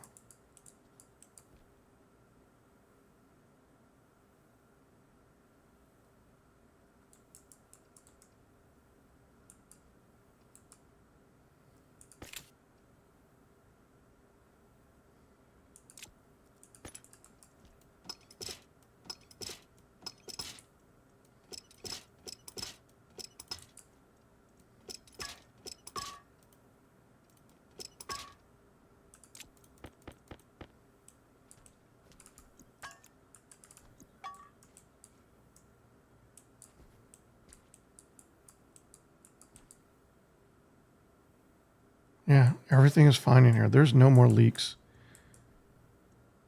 This is happening because there's nothing left in the line.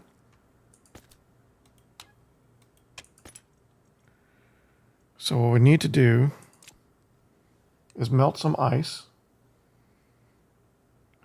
How do we get rid of this though?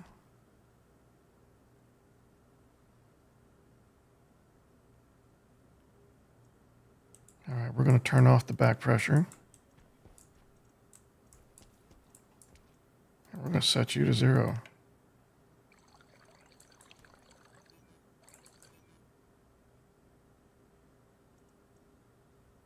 How did water find its way in the system again?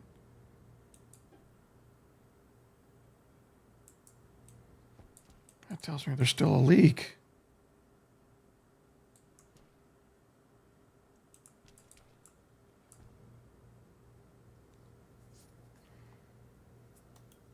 Okay, so what does the volume say? First of all, this is network 111.723. So there is a break somewhere. 1,700 liters. We're down again. So there is a break somewhere.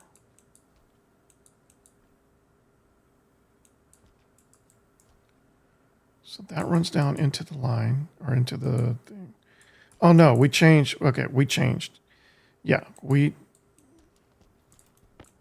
did change the volume just now. So we need to put these back and confirm that we're back around 2,000. We'll have lost some volume from the 2 pipes that we took out, but we should be close to 2,000 now, or 2,600. So that should be the full network. 111.723 now. So it did change numbers. Turn you off. Put you back before we die, going back outside, because we forgot. All right. Why do I have plastic left over? Because of the door?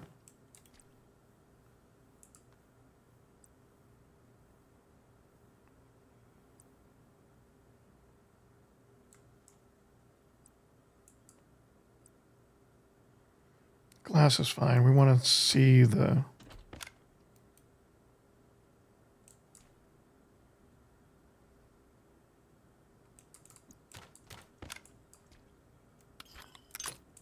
Am I wrong? Where's the... Oh, the plastic's from back there.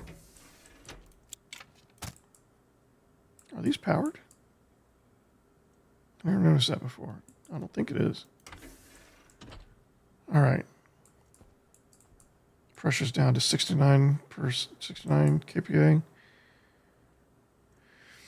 What we're going to do is drop the pressure all the way down to 0 and then vent the hab so we can freeze what's in here and recollect it.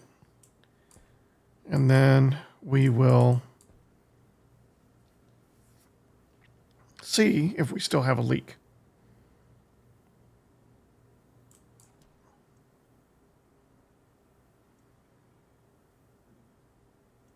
But it's going to take a while.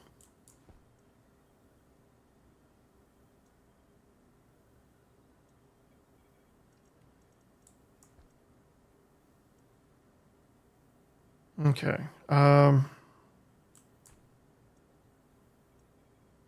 Drink some water.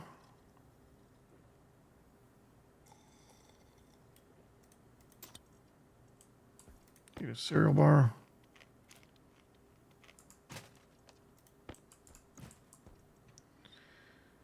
How much is left? 18%. That's fine. I guess that's it. Oxygen low.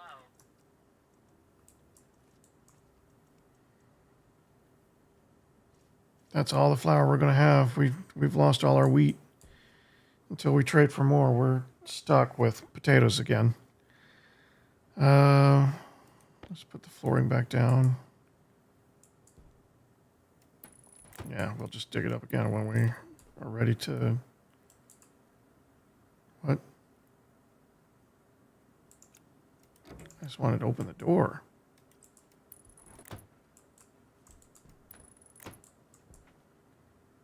Okay.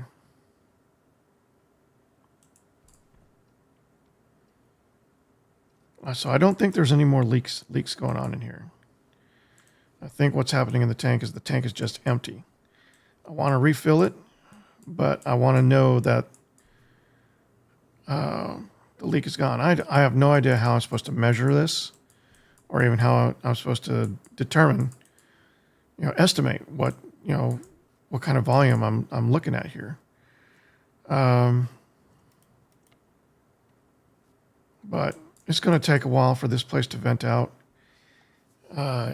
We've got everything we need to continue to operate for a while with the,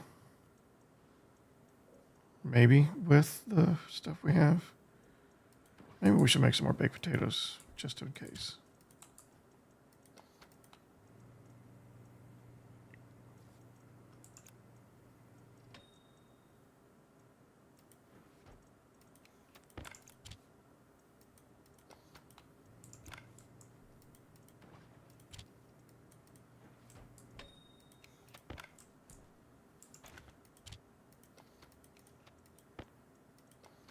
This may not be smart,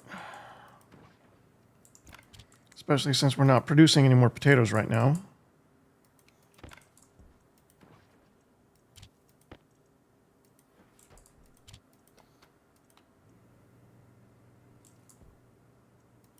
We'll save the rest, just in case.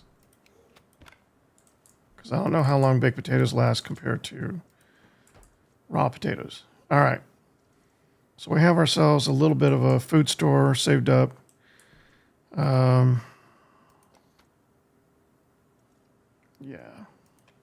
Save power. Things are okay there.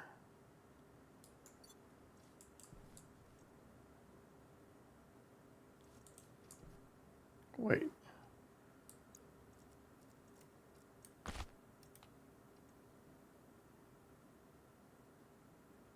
Waste tank 0. How is it already 2,000? Did I forget to turn it on? I may have forgotten to turn it on. Okay, but it's fine. It looks to be working now, so it should be... Everything should be fine. Okay. Tank, helmet's closed. We're good.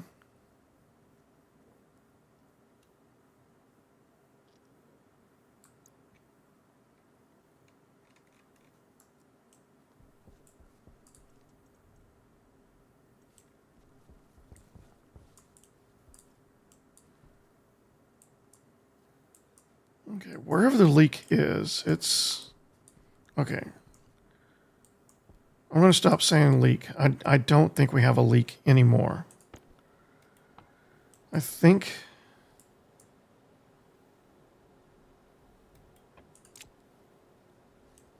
we just need to make some ice and see what happens.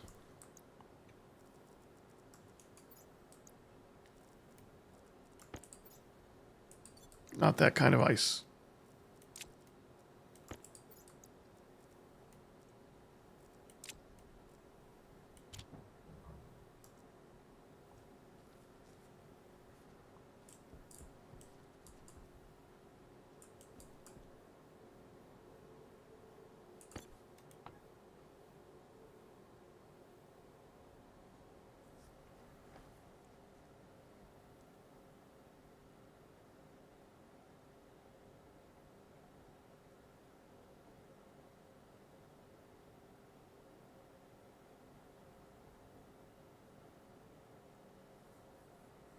So there's some steam going into the gas network as well. I know that's not coming from the ice crusher. So that must be coming from the hab. The hab is what's pushing all this stuff into the network now. It's slowly bleeding the pressure inside the hab.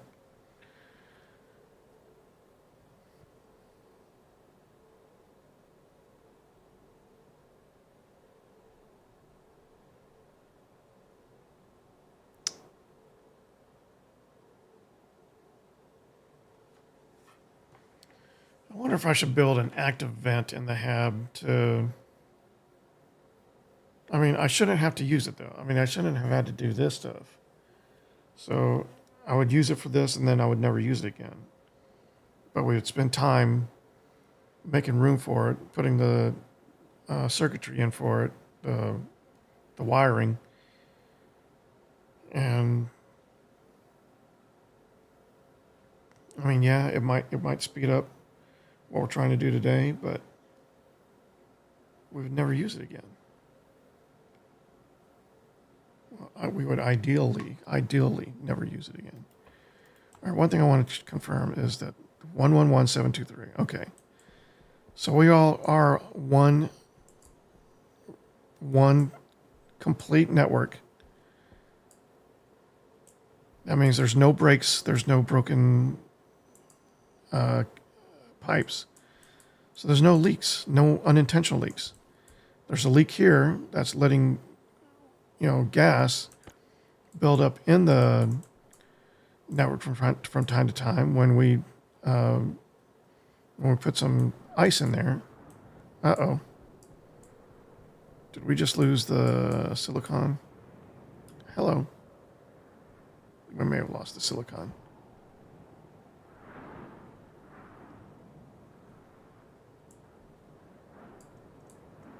No, it's only on to 137. Apparently it turned off when the power was lost. And it never turned on again. All right, so 137 will put it... So this will put it up to 150. If there's any more silicon in there, there's only 50 more grams in there. We just can't see what's in this elbow here. That will still put it... Oh, no, that will put it at 200. So we need to raise it. There. So that'll keep whatever's in here inside the stacker. It won't push anything out. Hydraulic pipe bender, liquid drain. So I thought about making another one of those. But then we'd have to wire it all up and get it seated, and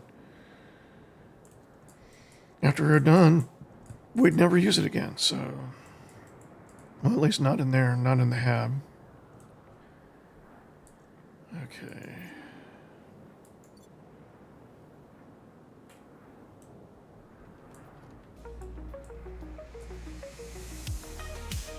Rawflick TV, thank you for the follow. Welcome to the stream.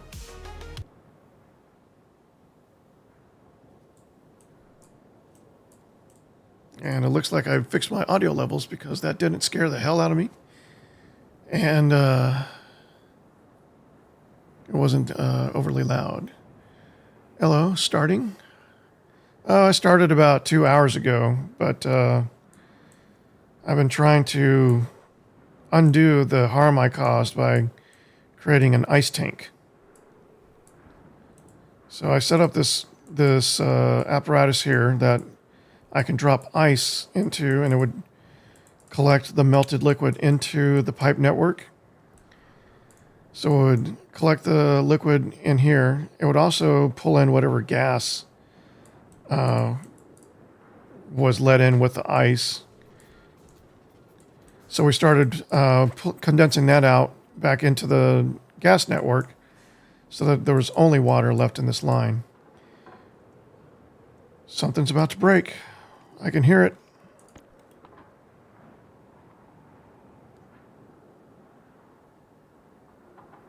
So the water is freezing again inside the network. All right, so we need to turn you back on. So what we've done, we started collecting the steam that was producing with when the ice was melting. There was some steam that was generated. We'd collect that in the gas network. Because it was such a small volume, the temperature would go up really high. And then we've been trickling that steam back into the water network every time it gets too cold. But something's about to burst. Oh, it's this. Why is this bursting? Why is the ice crusher breaking?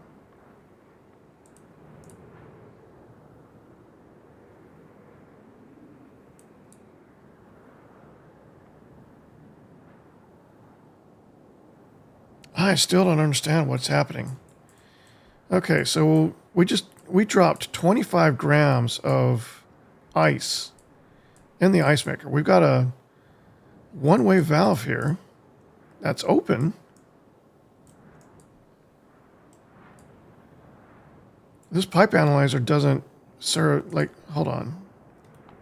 111723. 111723. Where'd that ice come from? Something else just broke.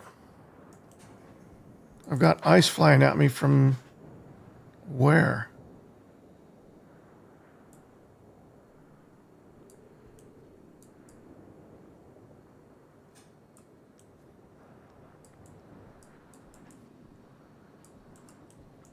Okay, that scares me.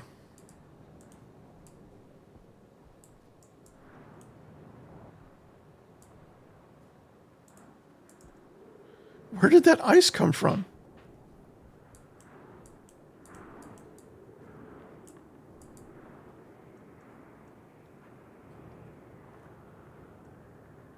Okay, the fact that this thing is staying on so long says there is some sort of craziness going on here. Yeah, once it drops below 2 degrees C, it will keep introducing more hot water into the system.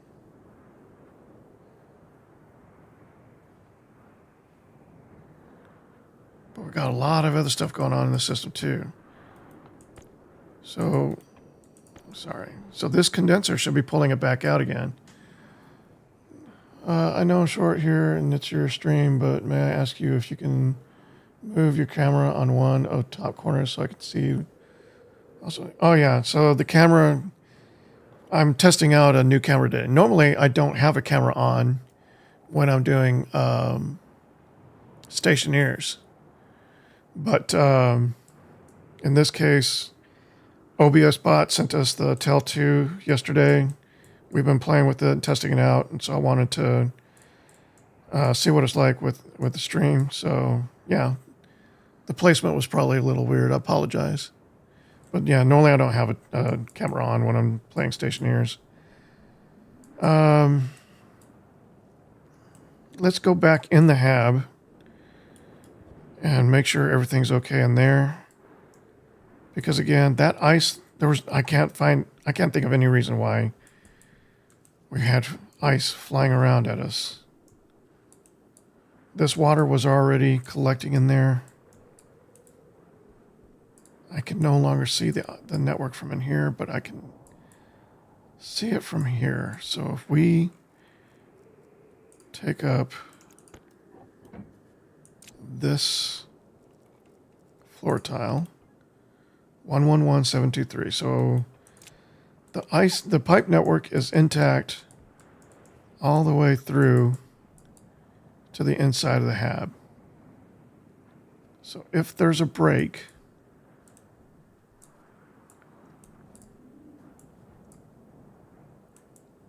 I really don't know where else that could have come from. There was, yeah, there's nothing there. This guy's okay. He's 1% damaged. He was damaged a long time ago. Thank you. Yeah, sure, no problem.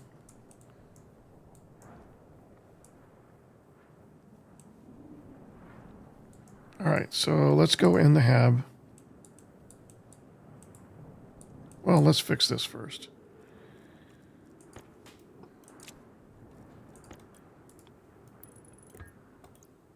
What? Oh, is it coming from the pipe? I guess it's coming from the pipe.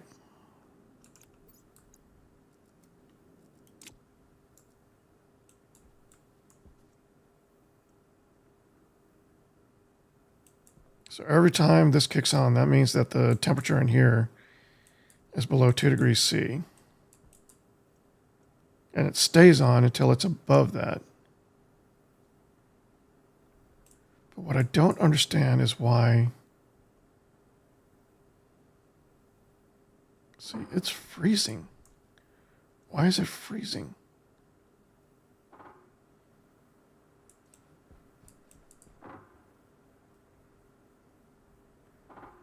It's freezing because of the...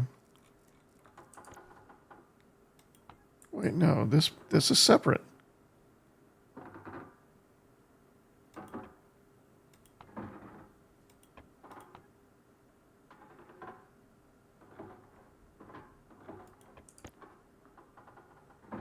Boom.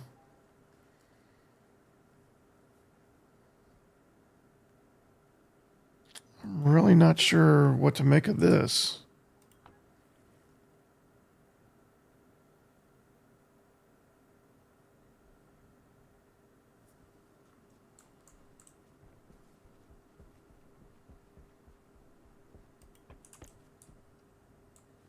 Yeah, there shouldn't be any hydrogen going through.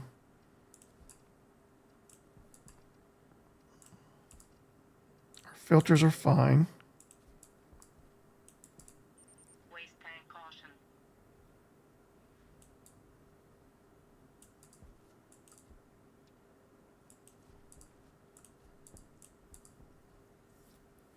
So the ice was coming from this break in the pipe. But I'm still not sure why this side is freezing. So what we're going to do, we're going to remove this valve for a second. Come on. There we go.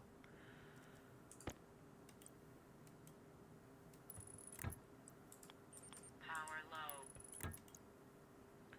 I don't like this, but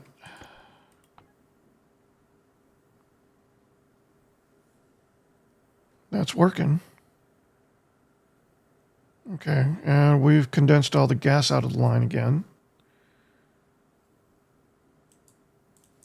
Do we still have? Yeah, we still have hot water to work with.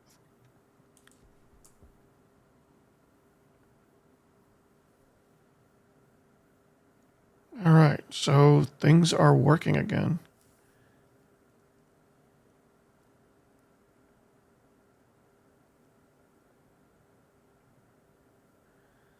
The one-way valve is not insulated. Interesting.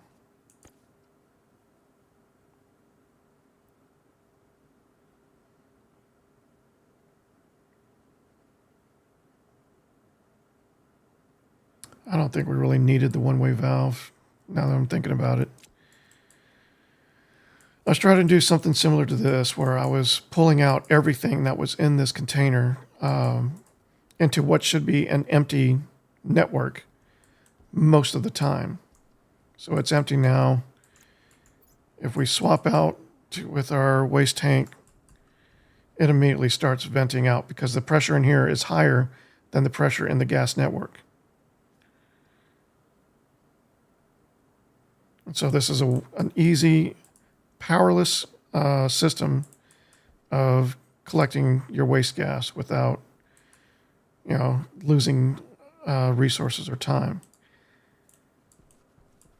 I decided to try and do something similar for the ice crusher just to make sure that we're always getting everything out of the ice crusher, since we're using it for both ice and oxide. But yeah, there shouldn't be any reason when you're crushing oxide that you're going to have to manage water at the same time. So that was just a matter of me probably overanalyzing.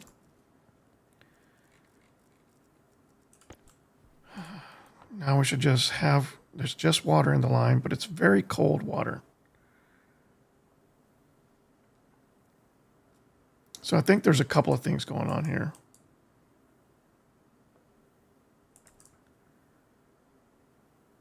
We're really killing our temperature inside this pipe as well. But our steam tank itself,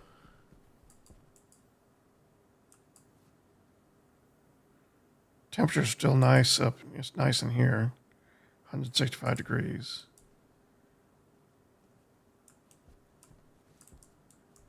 Oh.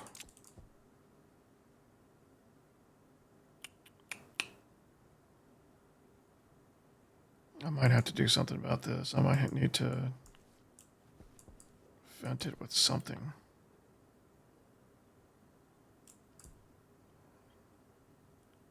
Yeah. We're still producing a lot of steam somehow. So I think the condensation unit, well, I don't know. Oh no, I think the steam is coming from the hab. We're venting the hab right now. So we're slowly pulling all the atmosphere back out of the hab so we can freeze the water that broke in there. I mean, this place was a mess a couple hours ago. You really need to go back and watch the beginning to see the context. I made things a lot worse before I started mostly fixing things. But let's go ahead and go back inside and take a look.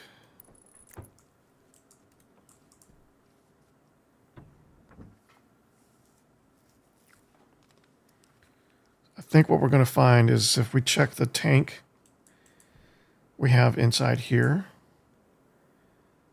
at the water inside the tank here is frozen, and it's releasing very cold water back into the system as it melts, and that's what's causing the valve over there to release hot water back into the system as well. And we don't have enough pressure anymore, so I have to cancel. There we go. Pressure in here is down to 37. That should still be enough to breathe while we recharge. Nope, not enough. The mixture is off in here then. Okay, but we're down to 37. It won't be long now before we are ready to rebuild, but I want to check this utility bay and take a look at this tank.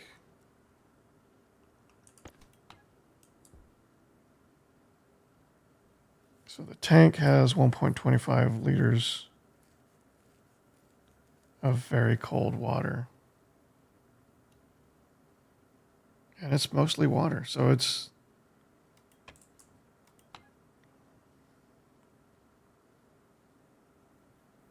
we're down to 4 liters of liquid. At the beginning of yesterday's session, before the ice tank incident, I was at 200 liters water. But it was about 20 degrees, and it was no longer really efficient for cooling the hab. That's what led us down this rabbit hole to begin with. We wanted to bring the temperature of the water supply down slightly, just a little bit. And I ended up concocting an over-engineered nightmare that introduced a bunch of gas into the water line. For all intents and purposes, my original design, what I did first. I'm sorry, turn back on. Go ahead.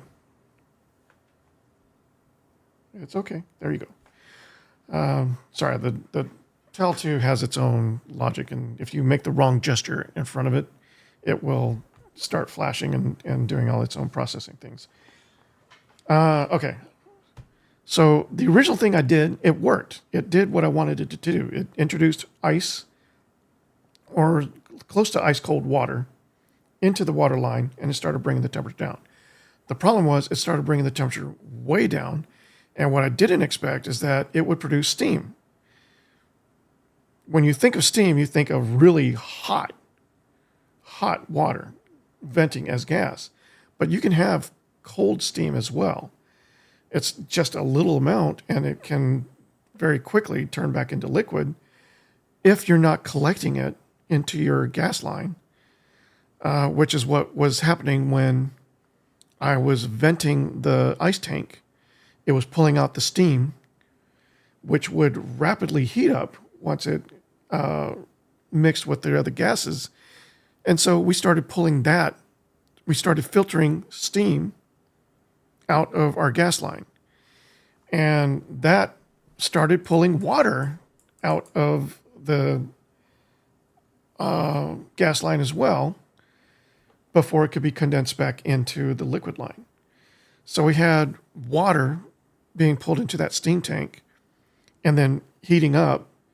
So basically this was perpetuating the steam staying hot, but bringing the water temperature up.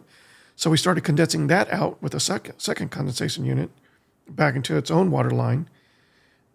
And then we started using that as a source to heat up the main water supply. So that's where we're at now. That's how we got here. But we still have all the damage we caused with pipes bursting and everything else. And that's why we don't have a working hab right now. And we're slowly draining it of what little habitat it has left, so we can freeze all this, get this out of there, and then make sure that our water supply is going to work. But we need to make sure that we can generate more water first, and that means, let's see.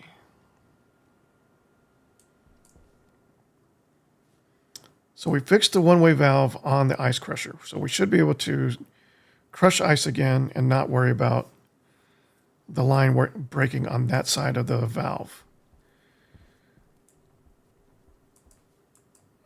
The valve wasn't really working right anymore anyway, and I'm sure that has to do with the contents of both gas and liquid that we have in the line now, and that's not going to change. As long as we keep using this to introduce heat to keep us from freezing, we're going to be bringing back some steam. So yeah, but let's start crushing more ice. I think it's in this one. Yeah. Let's start with 5. 5 sounds safe. See, we're trickling in 0.01 liters of water into the line at a time. Okay, this is better. It's not staying on a crazy amount of time. So that means that we should have a more normalized level. Okay. So we're not seeing what we were seeing a few minutes ago, where it was jumping up to like 60 degrees C.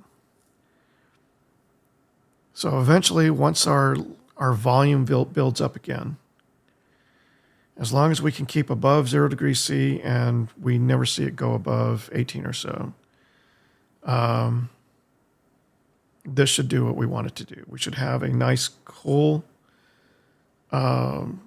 supply of water that we can further regulate by adding the occasional ice directly to the system through that ice tank, but otherwise introducing it through this crusher, which, you know what, maybe it was the valve that was causing the temperature to rise so much, because we weren't introducing the ice from the crusher as efficiently as we wanted to. All right, so that 5 went in. No damage to the pipes this time. So I think we're safe to go this route. I may want to do a chute system on here so I can Ice won't melt in chutes, will it? I have the inside the pipe, so I don't have problems with icing.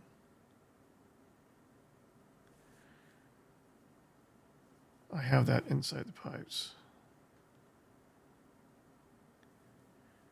You have insulation inside?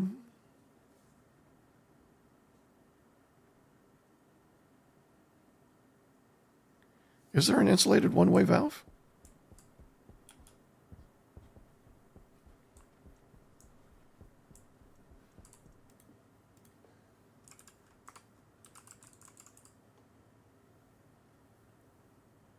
There's pipe.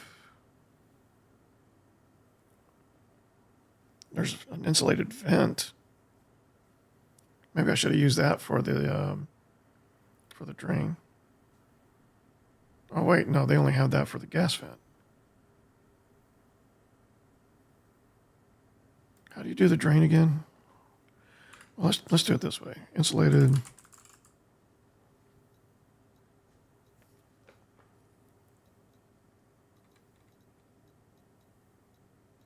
Insulated tank, insulated pipe, utility gas. That's just going to be, yeah, containers, storage. Insulated liquid tank, liquid pipe. You can have an insulated tank connector. That makes sense. I guess I need that.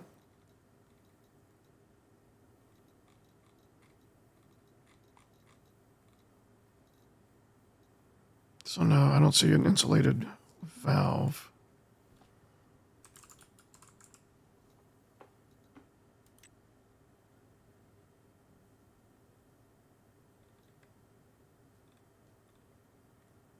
But yeah, I don't see any indication here that it's insulated or not.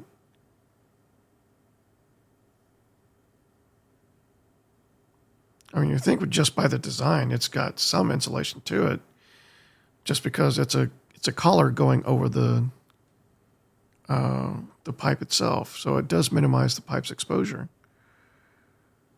But yeah, but we don't need it. We don't need it for the ice crusher anymore. We have other means of mitigating what's going on inside the network. It's still producing.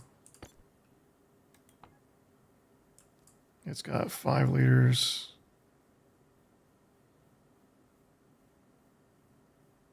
Temperature's still going down.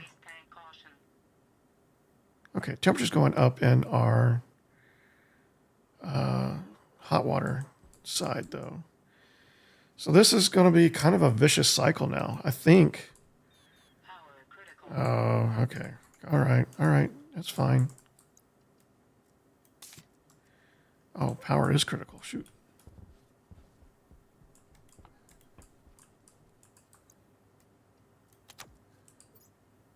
And power's getting low on this thing as well. Wait.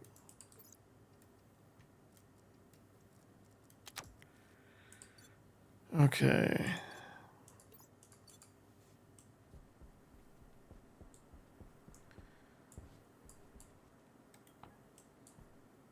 Yeah, temperature's going down again. This thing can't heat it up fast enough. I may need to push more. Wait.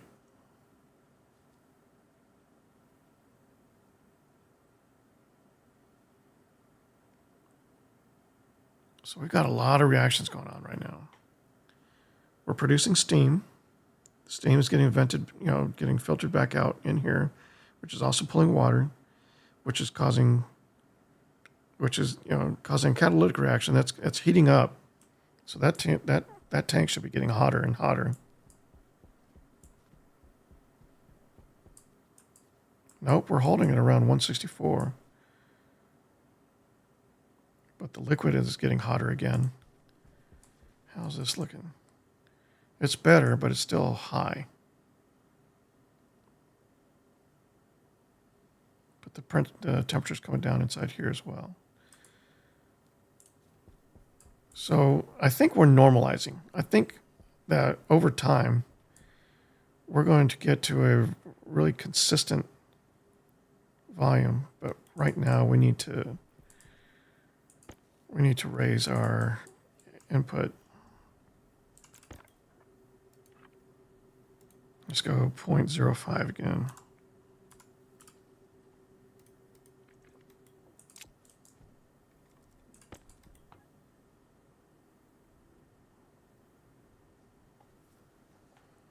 All right.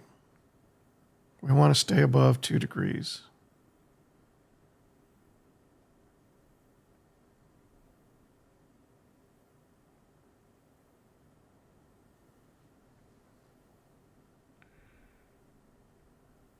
If it stays above 2 degrees, this thing stays off.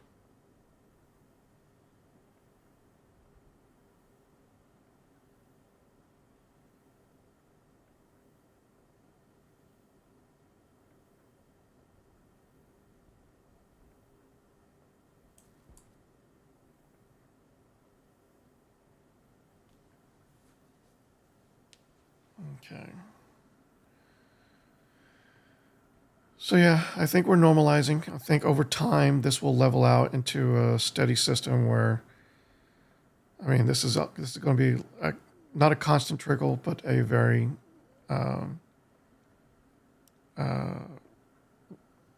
regulated trickle. It's going to be on, off, and we're going to be hovering at 2 degrees C. Oh no, temperature's going up.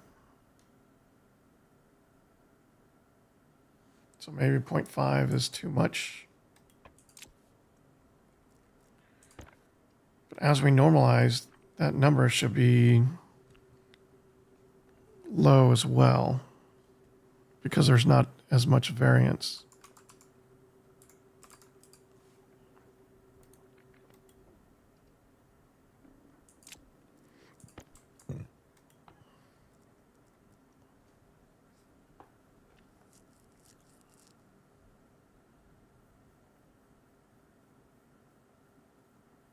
Okay, but we're up to 15 liters of liquid.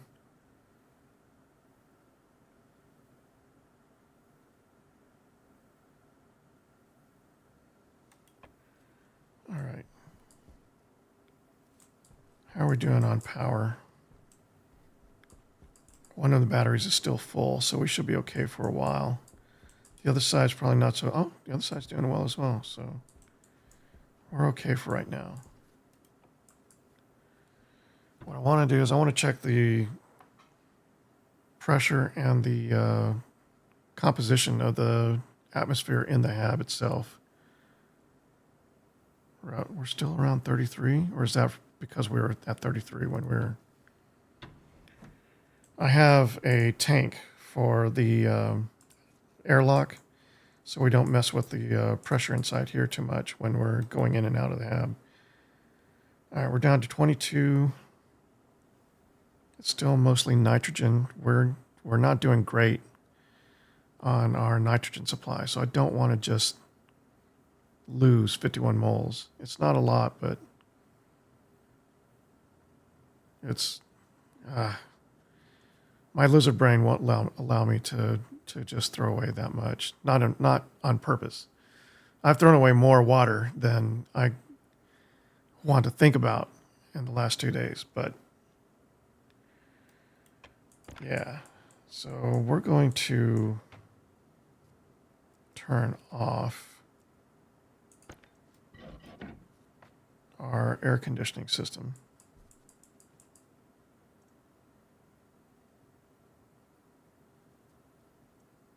They're over here. They're off now.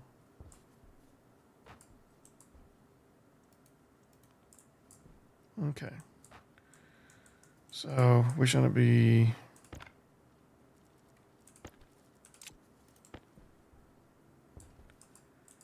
We shouldn't be wasting energy on trying to maintain temperature on what is very low volume of atmosphere. Yeah. I was going to say, if the composition was any better, I would say let's go ahead and just blow the airlock and let it purge, and then we start over. Oh, we need to turn that off as well. That thing is dropping more carbon dioxide in for the green room. Okay, so we need to turn that off.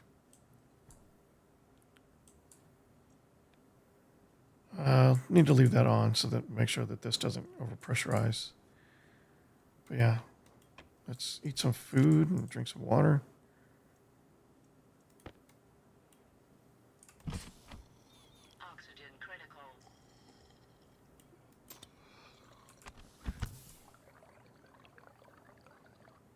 Yeah, everything's working again, so that's nice.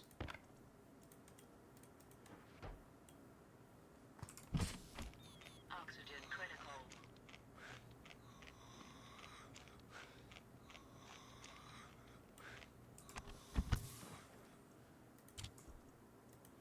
Okay. Yeah, eventually I was going to have like a whole level underneath this place. I was just reading your comment again about it not having a problem with icing. I was going to have like a level below here that was going to, oh, the light's on. Yeah, we need to turn off all the logic there. That's just burning energy that we're not using since we don't have any plants right now. Everything else is off. Yeah. Let's go back. We'll let it continue. We're already down to 19, so we're close. We're getting closer. How are we on oxygen? I probably should have changed out the oxygen tank. The oxygen tank is in here. We don't have an extra tank outside yet. But that might be something we need to do. You know, I wasn't planning on having the hab down a fourth time. I've blown up and rebuilt this hab 3 times already. Now, thankfully, I haven't blown it up again. Not yet. The failures have happened inside without breaking containment. Like I'm intentionally breaking the seal so I can collect that ice in there. And I just don't know another way to do it. All right, turn off the rider. Turn off everything. We don't need. It's like 50 watts we're saving there. 40 watts. All right, that should. Oh, hold on. Okay. Just in case the valve was left on when I turned it off, that'll turn it back off. Okay, so the valve is off in there. That will take care of the CO2. That'll keep the CO2 from going on in there. I wonder. I can tear these up, but I don't think. I think we just have the daylight sensor here.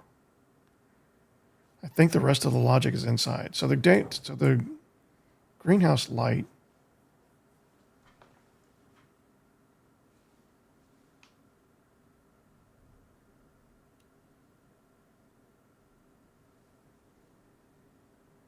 I don't know what that was.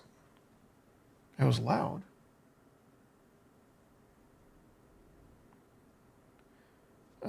Okay, sorry. I was distracted by something loud outside. Or wait, is that in... Do you guys hear that too? Is that from the game? Am I hearing pipes bursting again?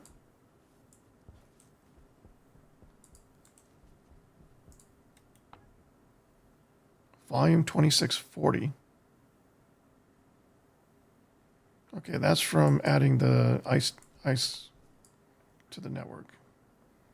Temperature's good. Local volume's going up. Okay.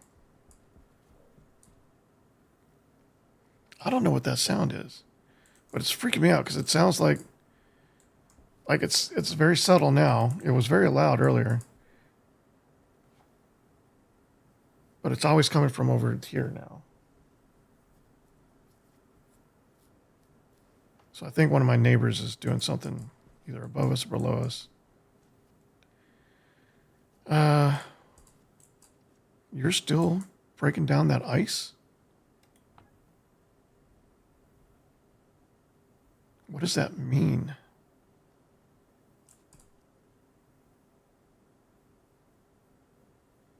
I don't remember it being this slow.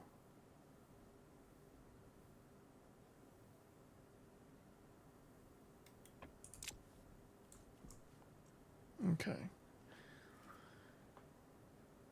You're not doing with IC10? So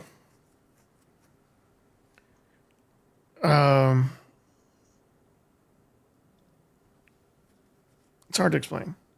Okay.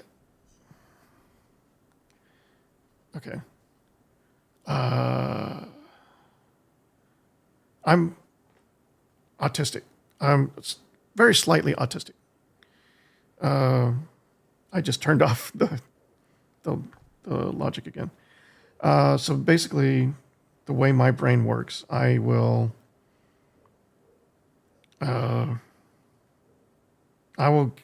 get locked in on very minute details.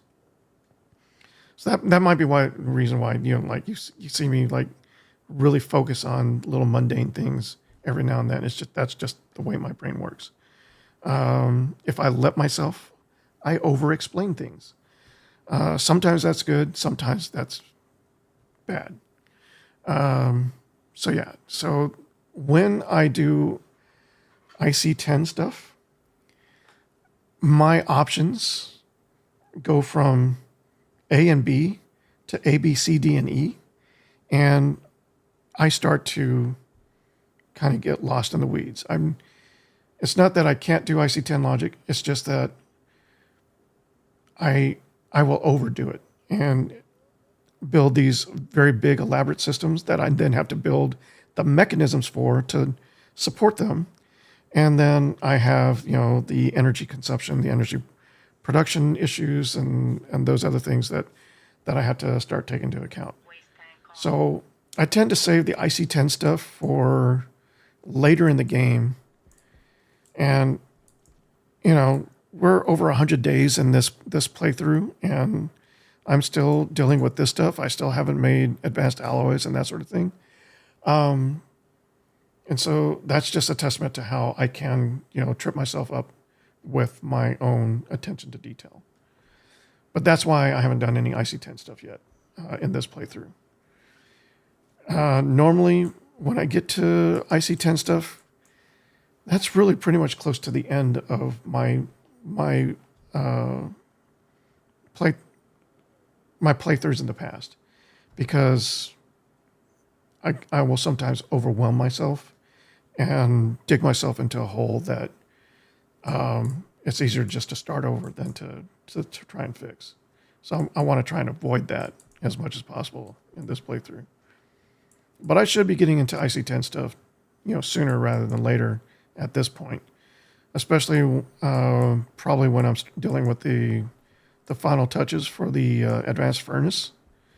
I've had this thing here for a few days now, and really it was getting all this stuff done that kind of started me down the whole rabbit hole with the ice tank stuff to begin with, because I wanted to be able to manage a hot side and a cold side for the waste gases so that I could more meaningfully manage the pressure in the advanced furnace without relying on fuel. And that's why I wanted to be able to control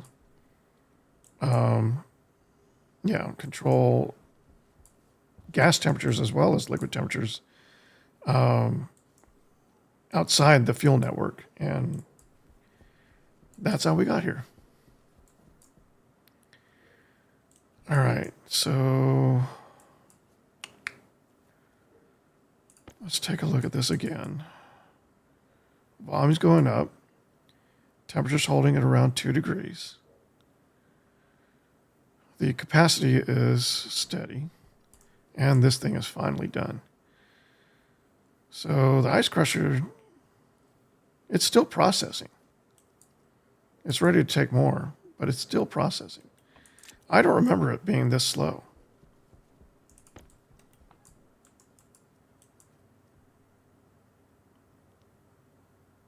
We're up to 17 megapascals in the pipe and in the tank. That's a lot.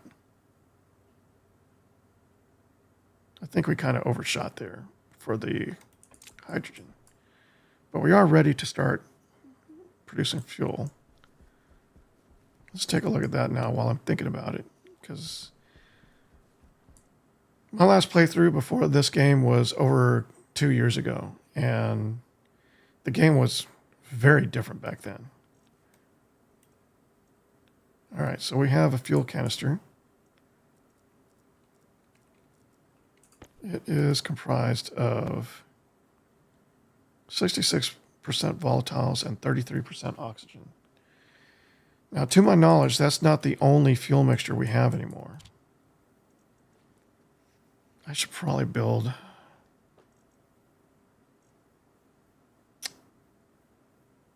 I don't want to use the waste tank to collect that fuel. How much is the pressure?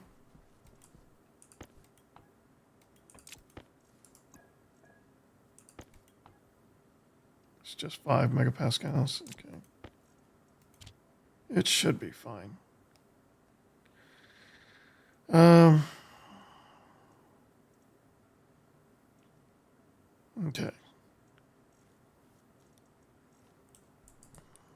Does the game tell you about fuel mixtures?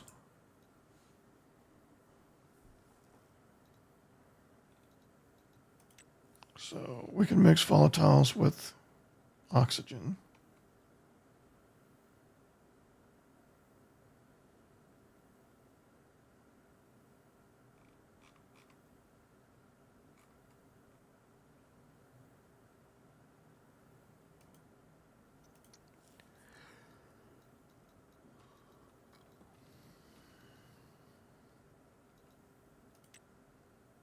That's just a reading for fuel.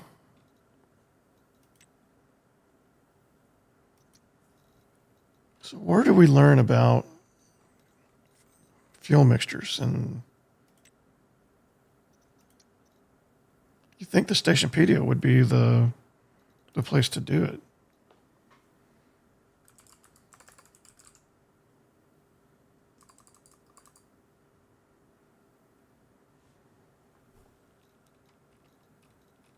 Power low.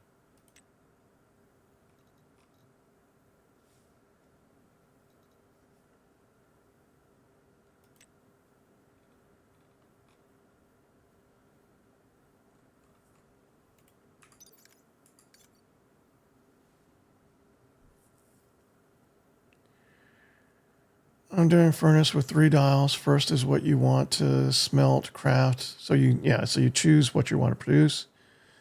Second dial is how many. Third is execute process. So you set the item hash, you set the desired output, I guess, in grams. And then you have a dial for execution. Everything is automated, even sorting silos and automators. Yeah, that's where I was in my last playthrough, honestly.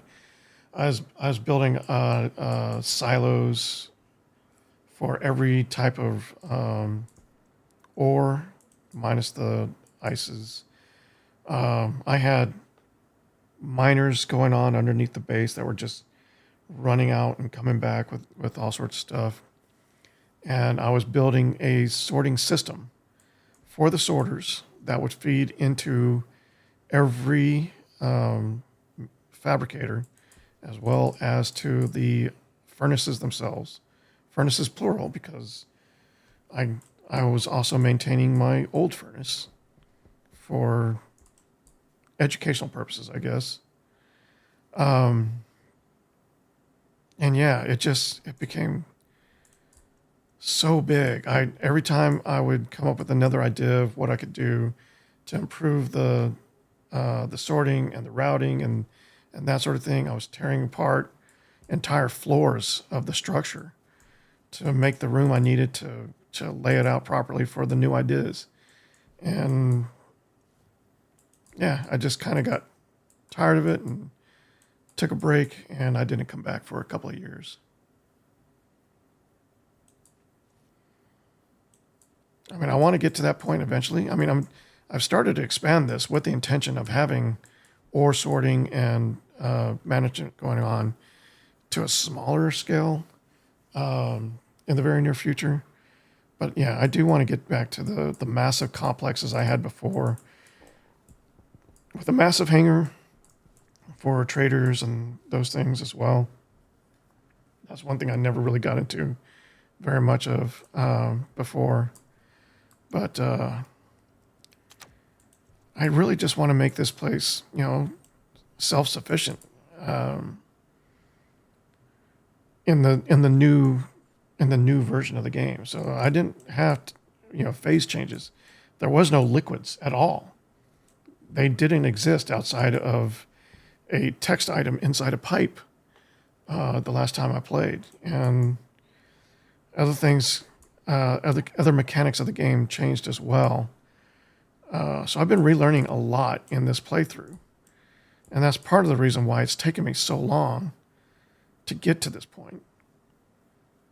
But now I'm just kind of stuck in limbo while I fix the things that I broke over the last couple of days, so I can focus on the things that I really want to work on, which, you know, is the furnace. You know, it doesn't need to be automated. I just want to get it up and running and start getting some advanced alloys, you know, stocked up, so I can start, you know, advancing myself into the mid and end game.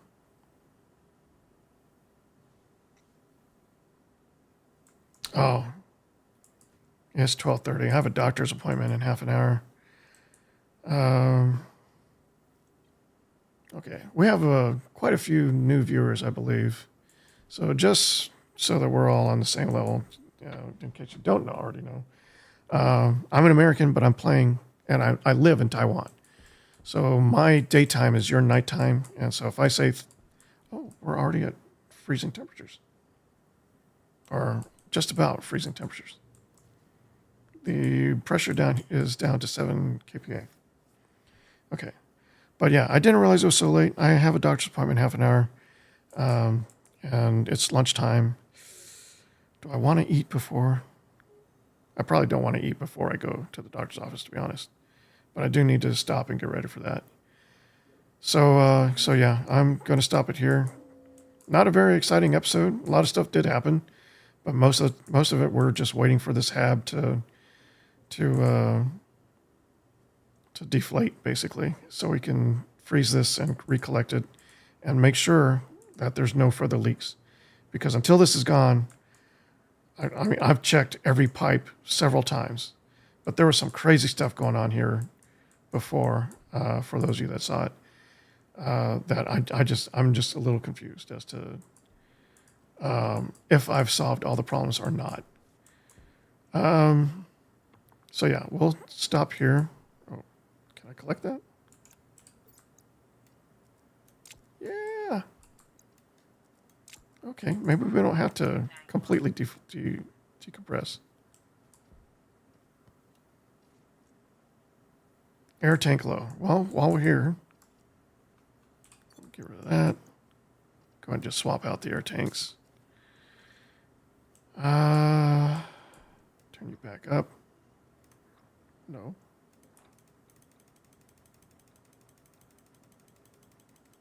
We're just going to leave you off for now.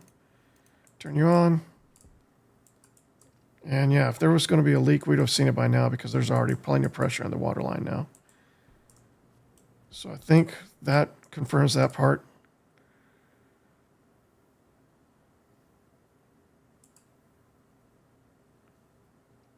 This is nice. I like seeing this. Okay, we need to turn on the CO2 for the green room, and then we'll be ready to plant some more potatoes and soybean. We did recover some soybean seeds before they died. We lost the wheat, but we have this. So yeah, in the next episode, we will finish getting the hab back up and running. But we did save it. We did fix all the broken water lines. We have a manageable system for keeping the water temperature normalized at around 2 degrees C. we're going to go check that again real quick. And then I'll end the stream there so I can go to my doctor's appointment. Yeah. So let me know what you guys think about the OBSBot Tel 2 that I've been using for the stream. It's definitely a better picture than the Razer Kio Pro that I was using, the Razer Kio Pro Ultra that I've been using up until now. That's been my go-to camera for my game streams up until now. And to be honest, I still feel like that's a better option for me because, I mean, this thing is huge.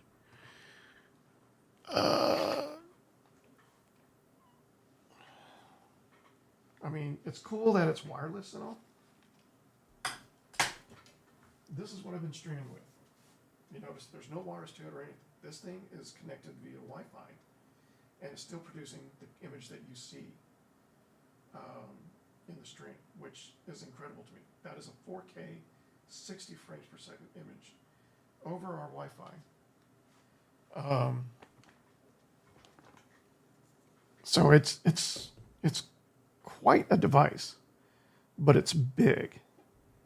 And I'm not sure, yeah, I really don't see how I can get it in here. You can't see it, and it's all fuzzy anyway because the ATEM is set for something else right now. So normally when I am gaming and filming, I am doing so through this. That is my Elgato prompter. And inside there is a Razer Kio Pro Ultra, or Ultra Pro. You can barely see it behind the screen. And then on top of that, you've got the chat. So I've got my Twitch chat on one side, and then whatever I'm streaming to on the other side. So right now it's YouTube, and even though I've got 5 viewers on YouTube right now, they don't talk to me for some reason.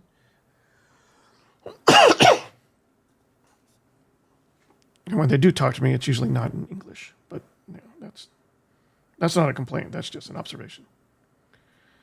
But anyway, this, you know, hold on, lock on.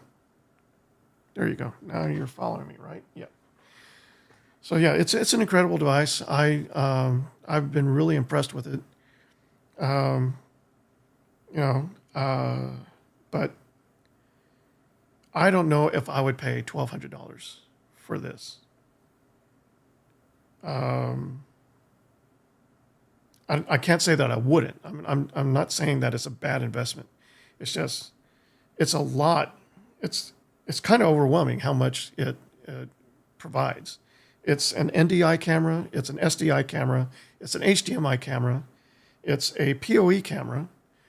It's a Wi-Fi camera. And it's a USB camera. You can do any of those, seamlessly. And so, I forgot that it was Wi-Fi when I was using it today. And so I didn't expect this kind of quality from the Wi-Fi, to be honest. And yeah, it's been a very impressive couple of days. So I imagine that if I continue using this thing, that I am going to have a hard time giving it up. I don't know if OBSBot is going to want this back or not. So if they do decide to call it back or ask me if I want to keep it, yeah, I'm going to have to think about it. But I wasn't intending to spend $1,200 on a new camera. I don't know why I keep looking at myself in the OBS studio. I should just keep looking at the camera. But yeah, it's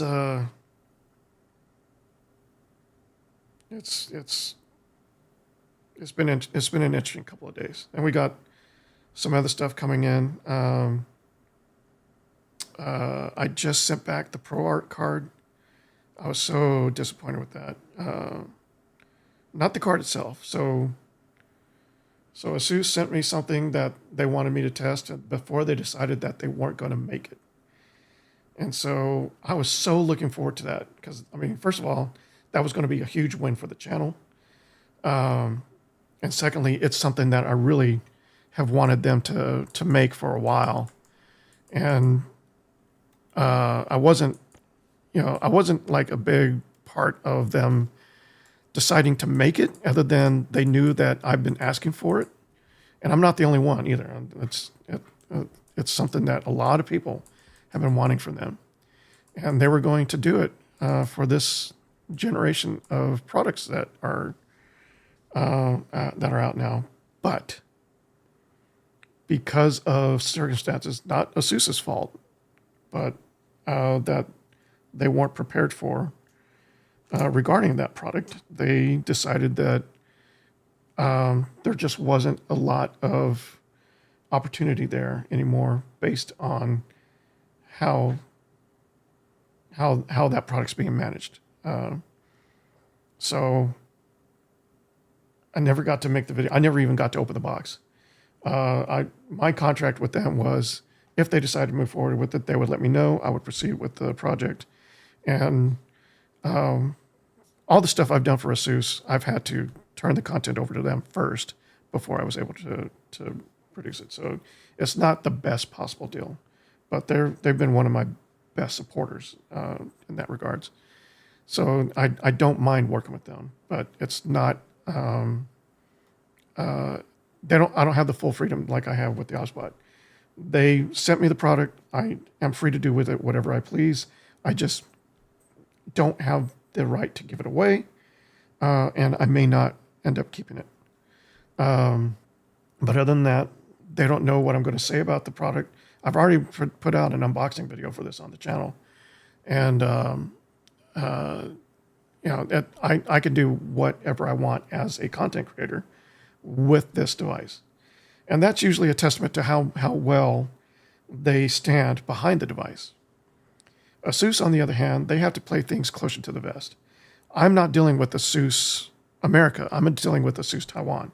They are higher than ASUS America. But ASUS America keeps doing things to tarnish and damage the ASUS brand. And so ASUS Taiwan wants to mitigate that by controlling what they are, what messages they're putting forward through their Western audiences, and that includes me. So even though I'm here in Taiwan and I'm working with them directly, they are still using me as a gate to measure what kind of message that they're sending out to their customers. And a lot of that is damage control and to repair a lot of the faith that ASUS Americas has lost with customers with some of the stuff they've done in the last couple of years.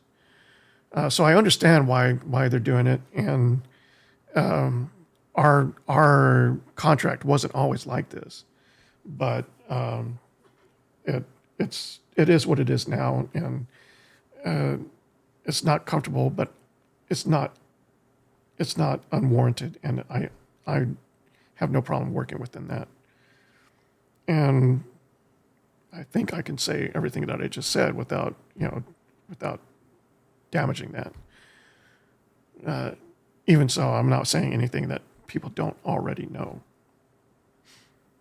But yeah, I now have 19 minutes to get ready for my doctor's appointment. See what I mean? Like I said, just slightly autistic. I've never been like measured or anything like that. I just know that. I got the initial prognosis, and then I was fine with it. But I tend to over-explain. I tend to lock in on details, and it might take me a while to re-center myself and get back on path. But I'm back on path now. I'm ready to say goodbye. So thanks for watching. If you like my content, be sure to like and subscribe and or follow whichever platform you're watching this on. Roughlick TV, it's nice to meet you. Thank you for the follow. Hope to see you again. I stream just about every morning at this time. And yeah, check out my YouTube channel, youtube.com/Arcagus, and see if you like what else I've been doing over there. But aside from that, you guys be safe. We'll see you in the next one. Take care.